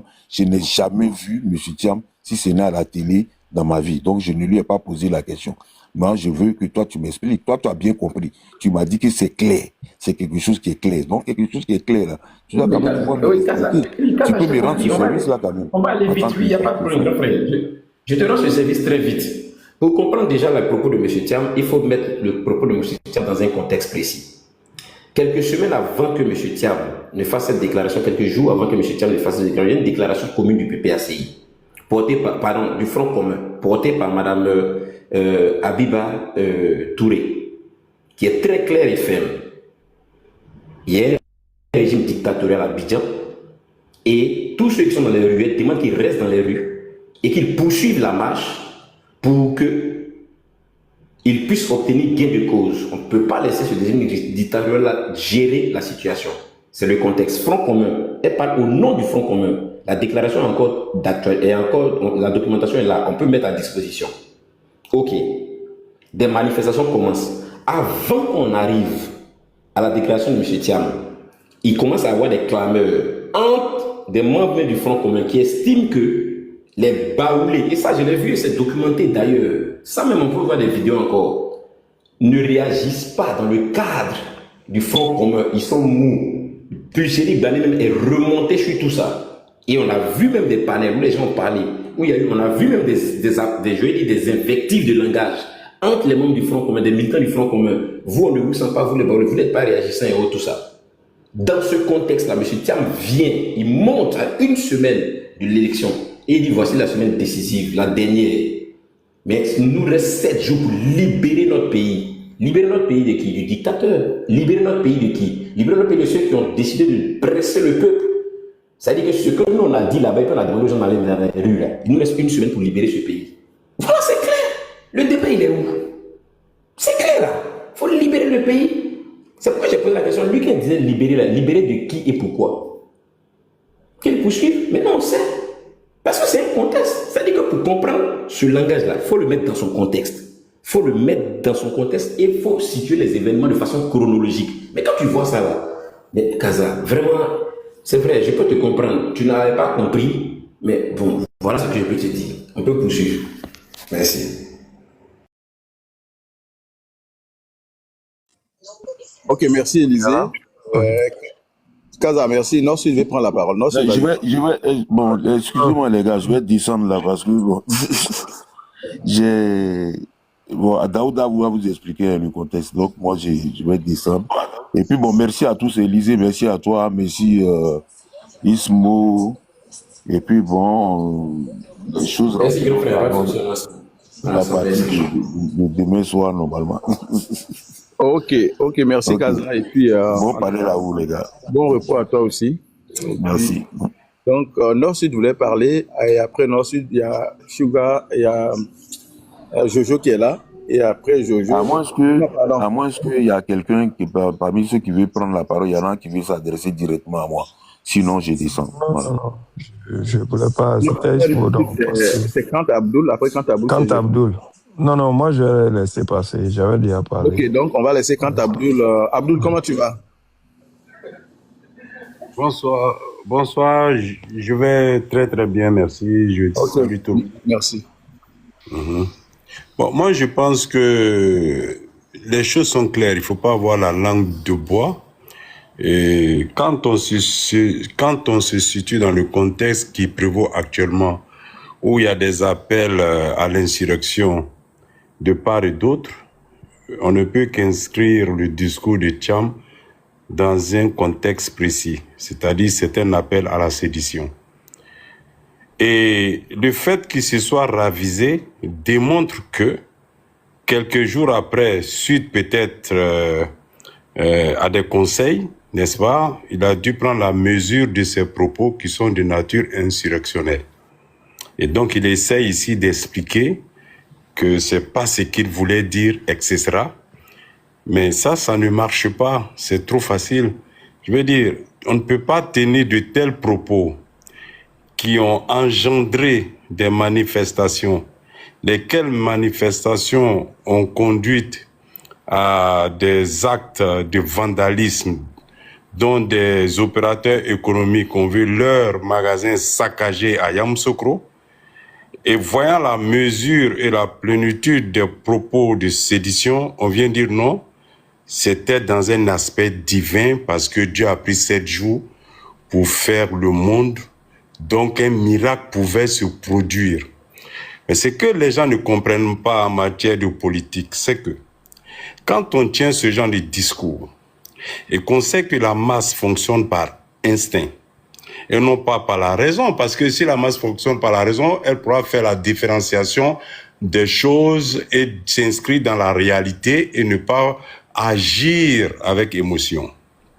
Donc la masse qui fonctionne par instinct, et j'ai toujours dit, la masse est l'être désolé, l'être qui ne croit plus aux stratifications sociales, ni au système de classe politique, ni même au système de croyance dans une société. Cet être désolé qui ne rêve pas, il suffit de lui assigner un objectif, il agit comme un taureau, sans réfléchir, parce qu'en ce moment, c'est son instinct qui parle. Donc s'il est dans l'émotion, il ne peut pas voir les choses dans leur rationalité. Et c'est pour cela que ce genre de discours se trouve être des discours dangereux. Parce que quand il est lancé, et que cette masse perçoit, comme ceux qui l'ont perçu à Yamoussoukro, ils sont sortis, ils sont allés saccager des boutiques, des lieux, des gens qui ont leur entreprise, etc. Couper les routes, empêcher que les honnêtes citoyens vaquent à leurs occupations. Et encore que ce discours a été tenu dans un contexte précis à Paris, entouré des gens qui ne font que des appels à l'insurrection depuis des mois. Je parle des groupes, des influenceurs, de ceux que vous connaissez bien. Je ne veux même pas dire leur nom parce que ceux-là, ils ne m'intéressent pas. Mais c'est la portée de leur discours. Ça, c'est sur le cas de Thiam. Donc, Thiam, le fait de venir alors se raviser, démontre qu'il y a eu une prise de conscience de ce que le discours n'était pas bon. Et ça, le procureur peut s'en saisir parce que c'est que les gens ne savent pas. Dès lors qu'une infraction, ou le procureur constate qu'une infraction est commise, il lui appartient parce que c'est lui qui a l'opportunité de la poursuite. Donc ça là, c'est un ricochet de Thiam. Il va beau se raviser, mais l'acte a été déjà commis.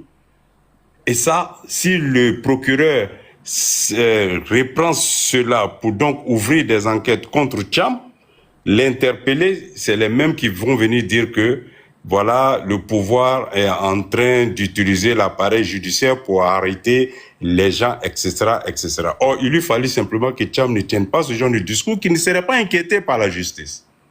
C'est comme son affaire de l'article 48. Mais bref, je ne vais pas rentrer dans tous ces détails. Ça, c'est ce qui concerne Thiam. En ce qui concerne Abidjan.net, vous voyez, dans un pays, il y a les lois qui sont là. Et c'est le socle même de la cohésion sociale. Et qui émerge de ce qu'on appelle le contrat social. C'est-à-dire que nous sommes dotés des lois librement qu'on se doit de respecter.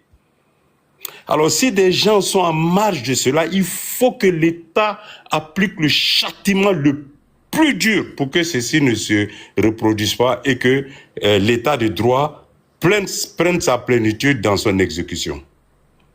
L'article 39 est très clair du Code électoral.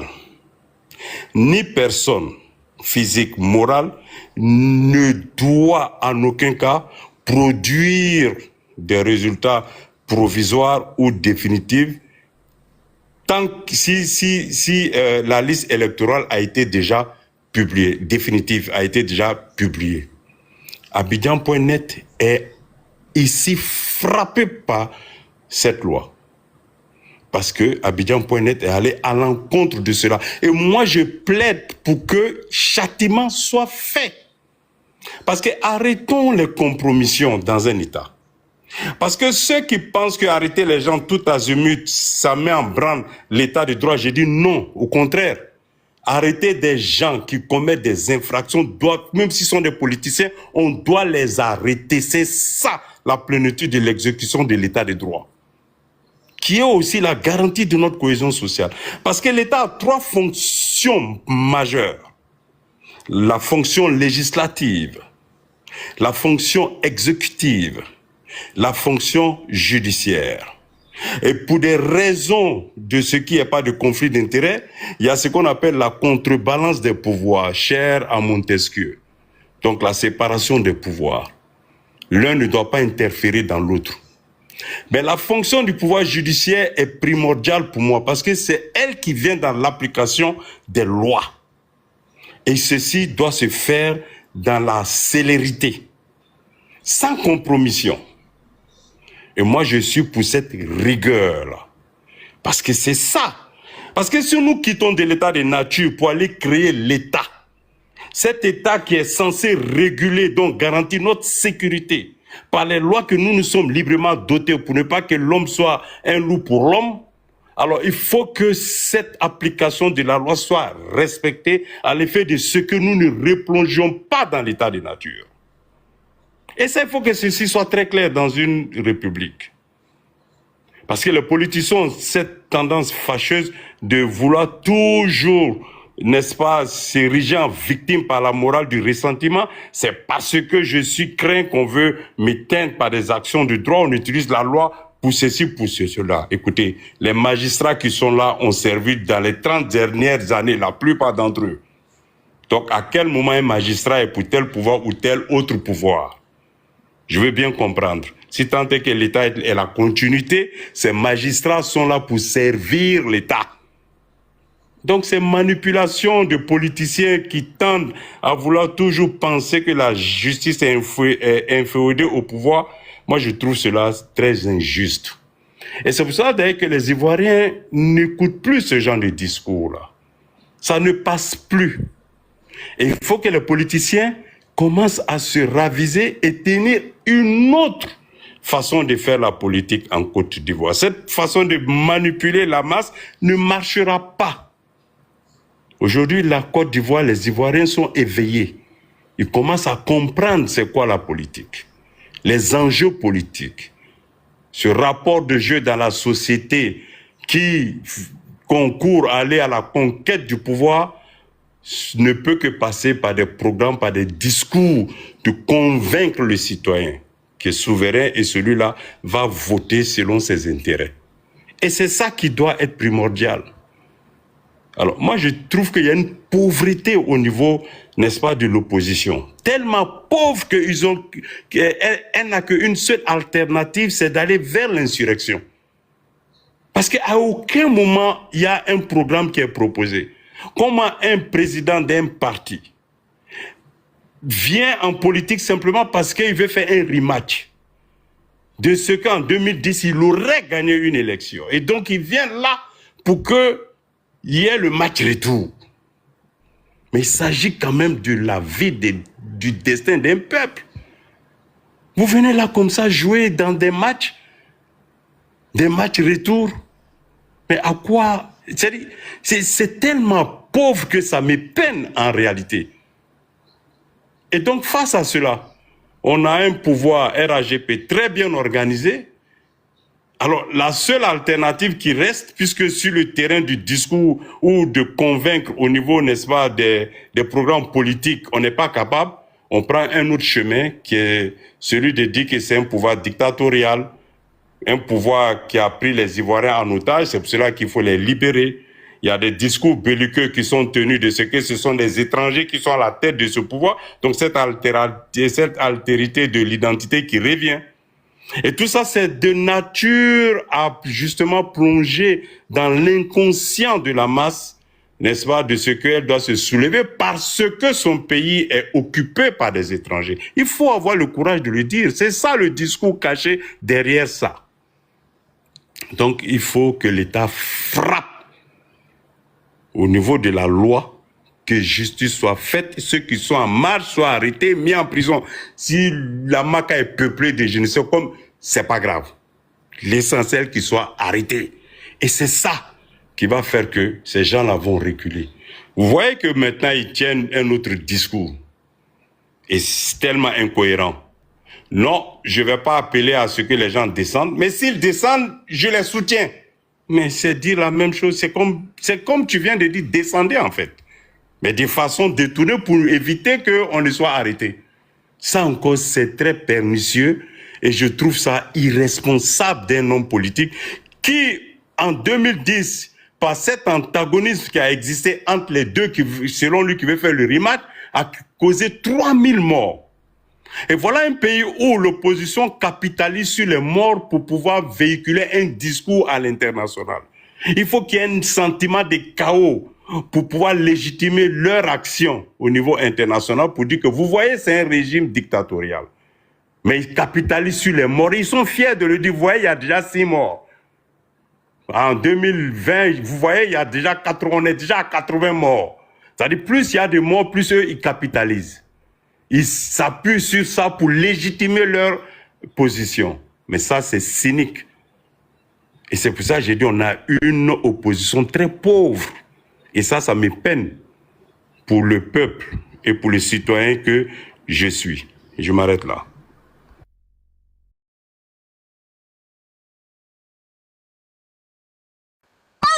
Hey.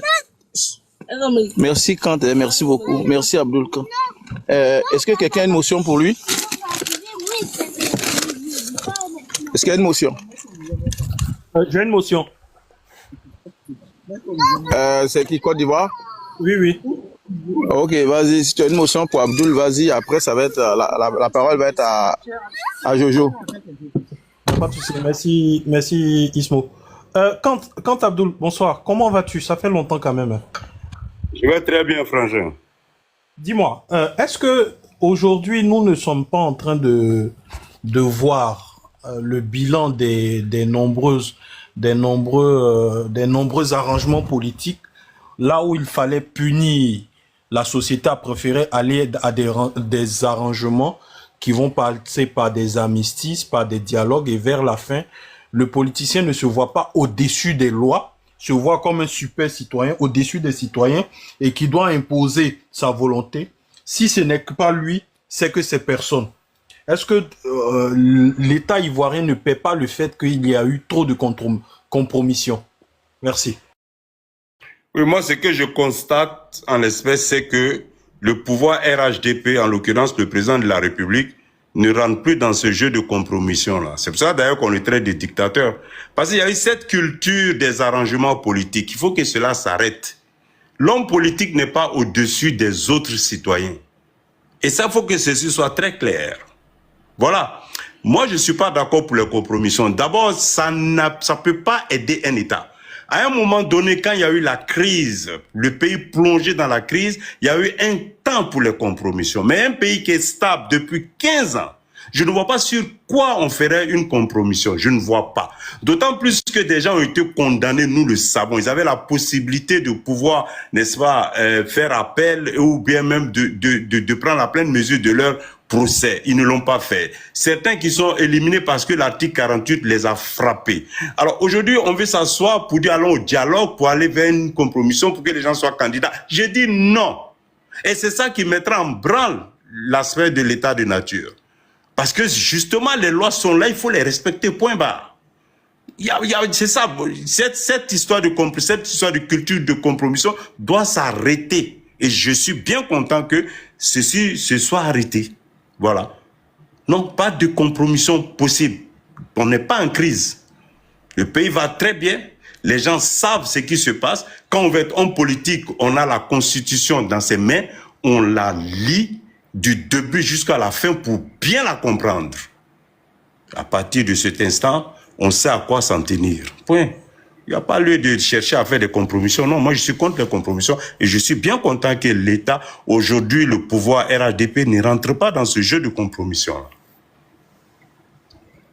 Okay, merci Abdul Kant. On va laisser la parole maintenant à Jojo qui nous a rejoint. Et bonne arrivée à Côte d'Ivoire aussi, qui nous a rejoint aussi. Donc Jojo, tu as la parole, vas-y. Tu connais déjà le contexte ou tu veux que je te fasse un récapitulatif? Jojo, tu es avec nous?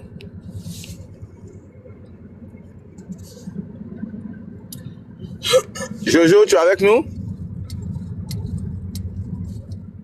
Si tu parles, on ne t'entend pas. Hein? Ou bien tu es déjà devant les bureaux de vote. Ok. On va donner la parole à Côte d'Ivoire en attendant. Côte d'Ivoire, vas-y, prends la parole. Tu peux me donner le bon contexte, s'il te plaît, faut pas déjà me planter. Non, mais il faut faire monter Darius.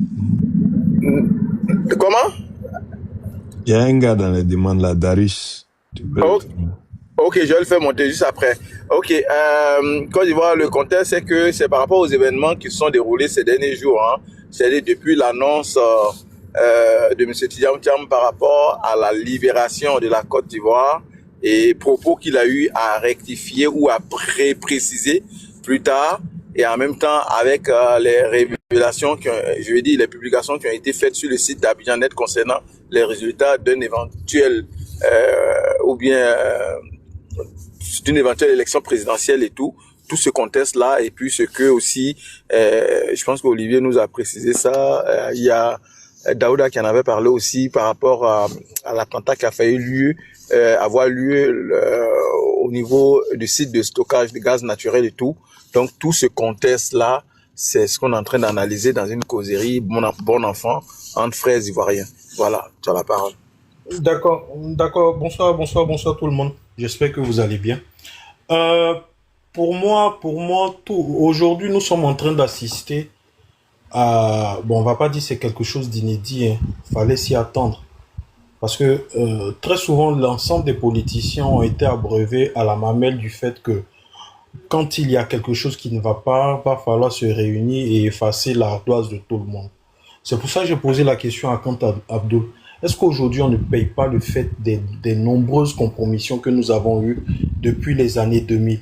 Parce que quand on sent qu'un individu est nuisible pour la nation, est-ce que c'est de bon augure de permettre à cet individu-là de pouvoir échapper les mailles du filet sans être jugé et derrière montrer à la société que il est au-dessus des autres citoyens, ou bien appliquer les lois sur la gestion stable de la société. Si on arrive à répondre à cela, on aura tout répondu. Au jour d'aujourd'hui, qu'est-ce qui se passe? Vous aviez un certain Tidiane Thiam, qui est homme politique de premier plan, qui a appelé lors d'une manifestation avec une clique de cyber-militants, quand on va appeler d'extrême droite ou bien d'extrême, qui a appelé à dire que nous donnons 6 jours ou bien 7 jours pour libérer la Côte d'Ivoire. Qu'est-ce qu'il voulait nous dire par là? Moi, en tant que jeune, ou bien en tant qu'Ivoirien, quand je l'ai écouté, je me suis dit qu'il appelait tout simplement à l'insurrection. Appeler les jeunes, à demander à ses partisans de descendre dans les rues à travers le Front commun, puisque c'était pas lui qui avait d'autres, ça a été donné par le Front commun. Et derrière lui, il ne fait que booster cette jeunesse-là pour que cette jeunesse-là puisse commettre une insurrection. Et comme ça pourra remettre les pendules à l'heure, et ces pendules à l'heure va les permettre de pouvoir se présenter librement à la présidentielle. Et j'ai été surpris au cours de son interview. Nous avons écouté où il a demandé à ce que l'État puisse reporter la présidentielle.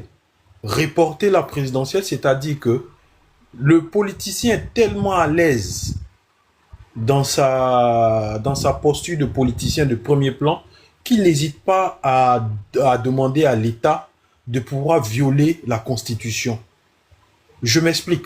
Vous aviez M. Laurent Gbagbo et M. Tidiane Thiam qui avaient tous deux été frappés de diverses décisions. Pour M. Laurent Gbagbo pour le casse de la BCAO et pour M. Tidiane Thiam qui était frappé de l'article 48, ce qu'il a fallu qu'on le retire de la liste électorale.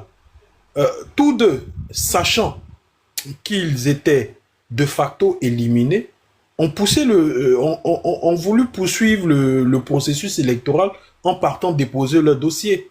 Derrière, l'objectif c'était quoi? C'est de dire que même s'il y a des règles qui sont faites pour le commun de mortels au niveau de la société, ces règles-là ne s'appliquent pas à eux. Et si ces règles-là ne s'appliquent pas à eux, pour eux, ils veulent avoir la carrure de citoyens, super citoyens, qui soient ceux qui décident la pluie et le beau temps. Et c'est en cela, je rappelle qu'un État, c'est d'abord les règles. Et que ces règles-là doivent s'appliquer à tous et à toutes. Parce que qu'on le veuille pas, ce qui fait la force d'une nation, ce sont ses lois. Si on permet à certains individus de pouvoir être au-dessus des lois, c'est qu'on s'en va vers une société ou bien une nation qui soit déséquilibrée. Et aujourd'hui, ce déséquilibre se manifeste par des jeunes qui ne connaissent ni le tenant et les aboutissants, qui vont se jeter à corps perdu à des actions de dégradation de tout ce qui est État.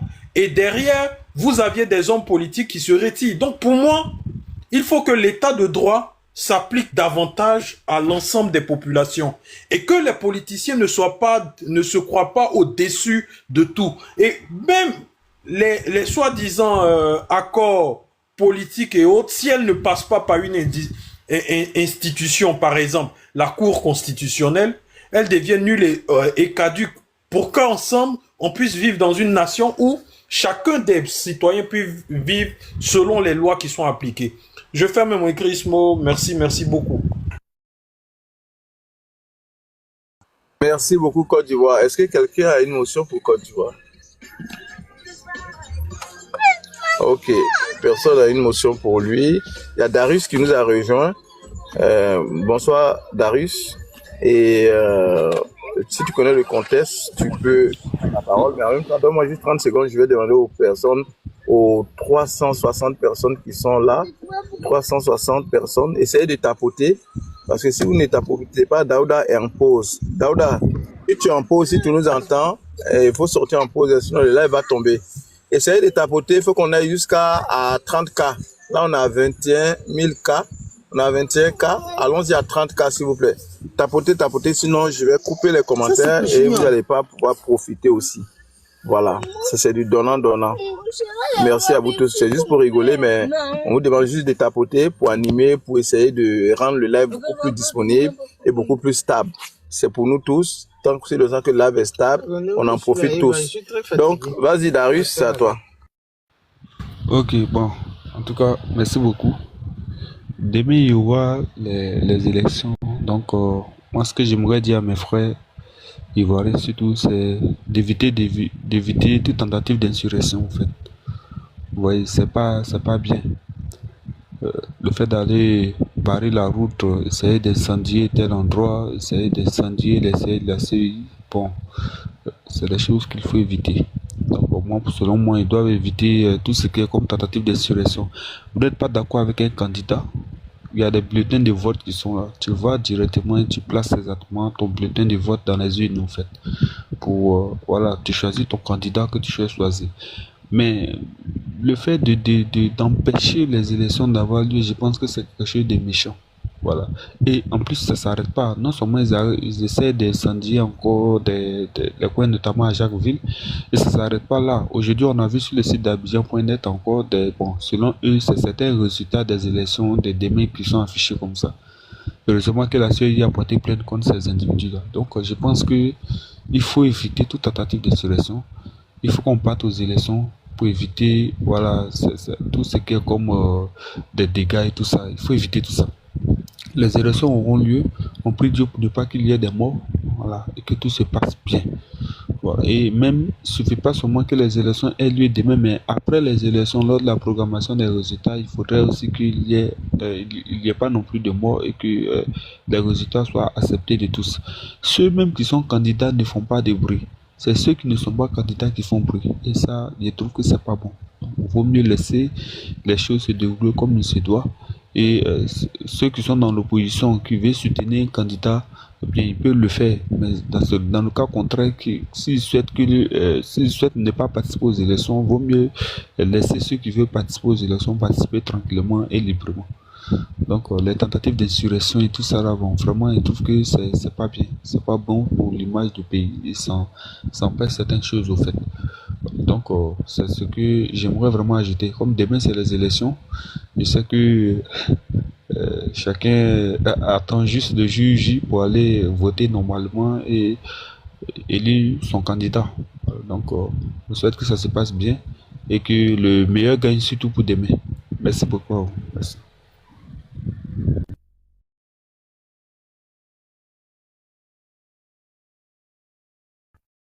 Ok, Monsieur Darius, si quelqu'un a une motion pour lui, la personne peut y aller. Hein. Sinon, Celui qui, je pense que papa a 3 étoiles, ça fait un bout que tu n'as pas parlé.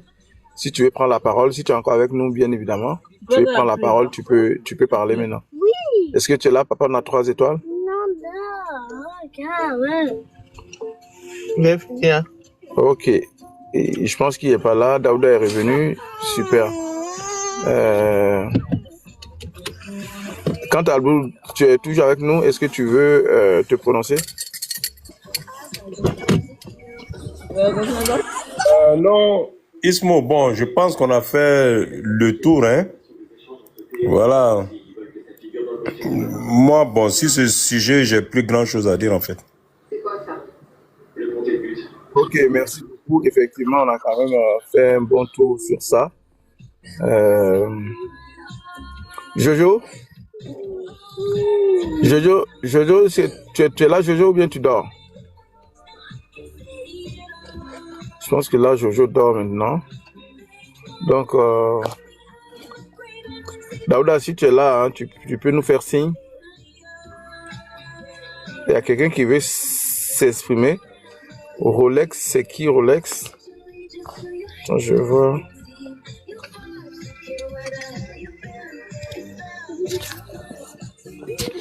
Mais tu n'as pas fait ta demande, tu veux t'exprimer, mais tu n'as pas fait ta demande. Peut-être qu'il faut commencer par faire la demande. Donc, aujourd'hui, on est en train de parler du contexte général en Côte d'Ivoire avant les élections de demain. Donc, tous les événements qui sont produits jusqu'à aujourd'hui, je pense qu'on a fait le tour concernant les déclarations qui ont été tenues, concernant les affichages qui ont été faits et tout, par rapport à Abidjan.net et tout. Je pense que chacun y a donné son opinion là-dessus. Je pense que la plupart des personnes qui se sont exprimées quand même sont pour des élections apaisées, sont pour une démocratie progressive, sont quand même pour la stabilité et surtout ont démontré que ils sont attachés à cette démocratie participative qu'on essaie d'implanter chez nous. On reste convaincu que c'est pas totalement parfait, mais au moins c'est un chemin, c'est un cheminement, et que c'est 100 fois mieux que toutes les tentatives de déstabilisation ou bien encore tous les actes qui sont assimilables à des actes terroristes qui tendent à vouloir décrédibiliser ce processus-là, et que ce n'est dans l'intérêt de personne que ce pays-là soit déstabilisé. Et ça, il faut que les gens le comprennent, et que vous soyez pour ou contre, ce n'est dans l'intérêt de personne. Voilà pourquoi la seule voie, la seule arme que vous avez, c'est votre bulletin de vote. Donc, raison pour laquelle chacun a cette responsabilité-là, mais aussi ce droit-là d'aller voter. Sinon, on reste tout simplement à la maison pour la paix sociale. C'est tout. Voilà. Sur ce, Daouda n'est pas encore là. Je vois s'il y a quelqu'un d'autre qui veut monter. Rolex dit qu'il a fait la demande, hein.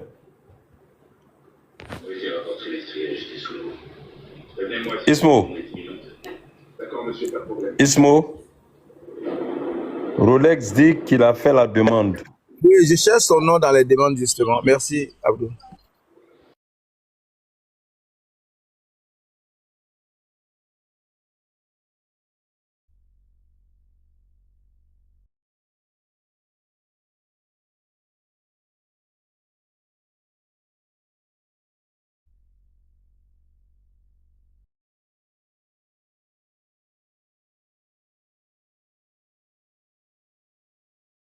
Je ne vois pas son nom, hein. Malheureusement, Rolex, je ne sais pas comment tu as fait la demande, mais je ne vois pas. Est-ce que tu as assez d'abonnés pour voir?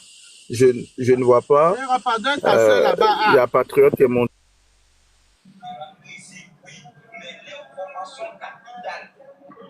C'est qu'ils sont sous surveillance.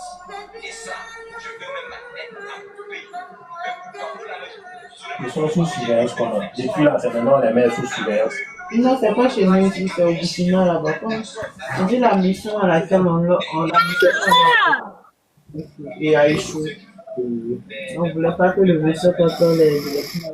Donc, il ne faudrait pas qu'il fuit du Burkina sans avoir C'est le Burkina qui les a mis sous surveillance. Donc, c'est comme ça fait retourner contre eux-mêmes.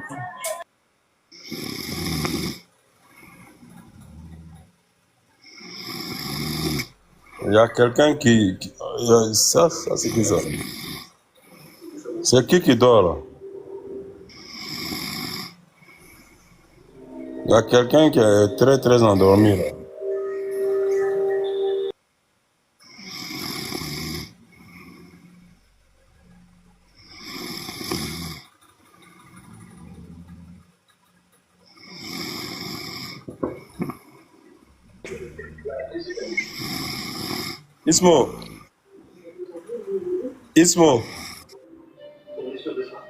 Ismo. Oui, je l'ai descendu. Celui qui dort, je l'ai descendu. Ah, d'accord. Je l'ai descendu. Donc, on va dire bonjour aux patriotes. Patriote, bonjour. Et tu nous as écoutés depuis un temps, donc tu as la parole maintenant.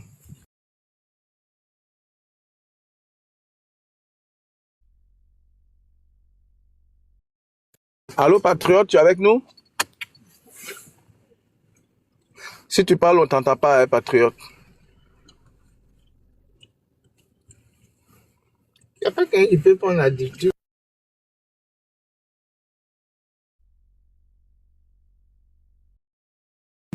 Allô, patriote?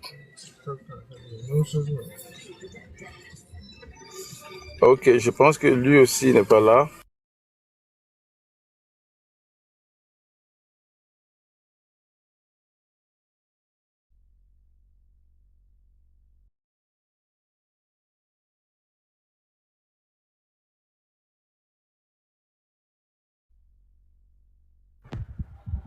Ok, j'ai vu la demande de Rolex. Ok, c'est bon. Bonsoir. Oui, je suis là. Ok, tout d'abord, je tiens à vous remercier. Voilà. J'ai beaucoup aimé l'analyse de M. Kant quand Aboulaye pense bien, voilà, où il a parlé du contrat social et tout. Pour ma part, cette histoire de réconciliation, il faut que l'État arrête ça.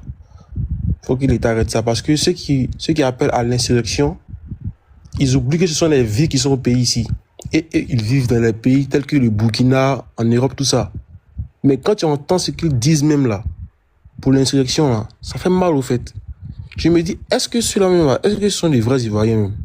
Parce que tu peux pas comprendre qu'une personne peut rester à l'extérieur et puis appeler à ce qu'on brûle son pays.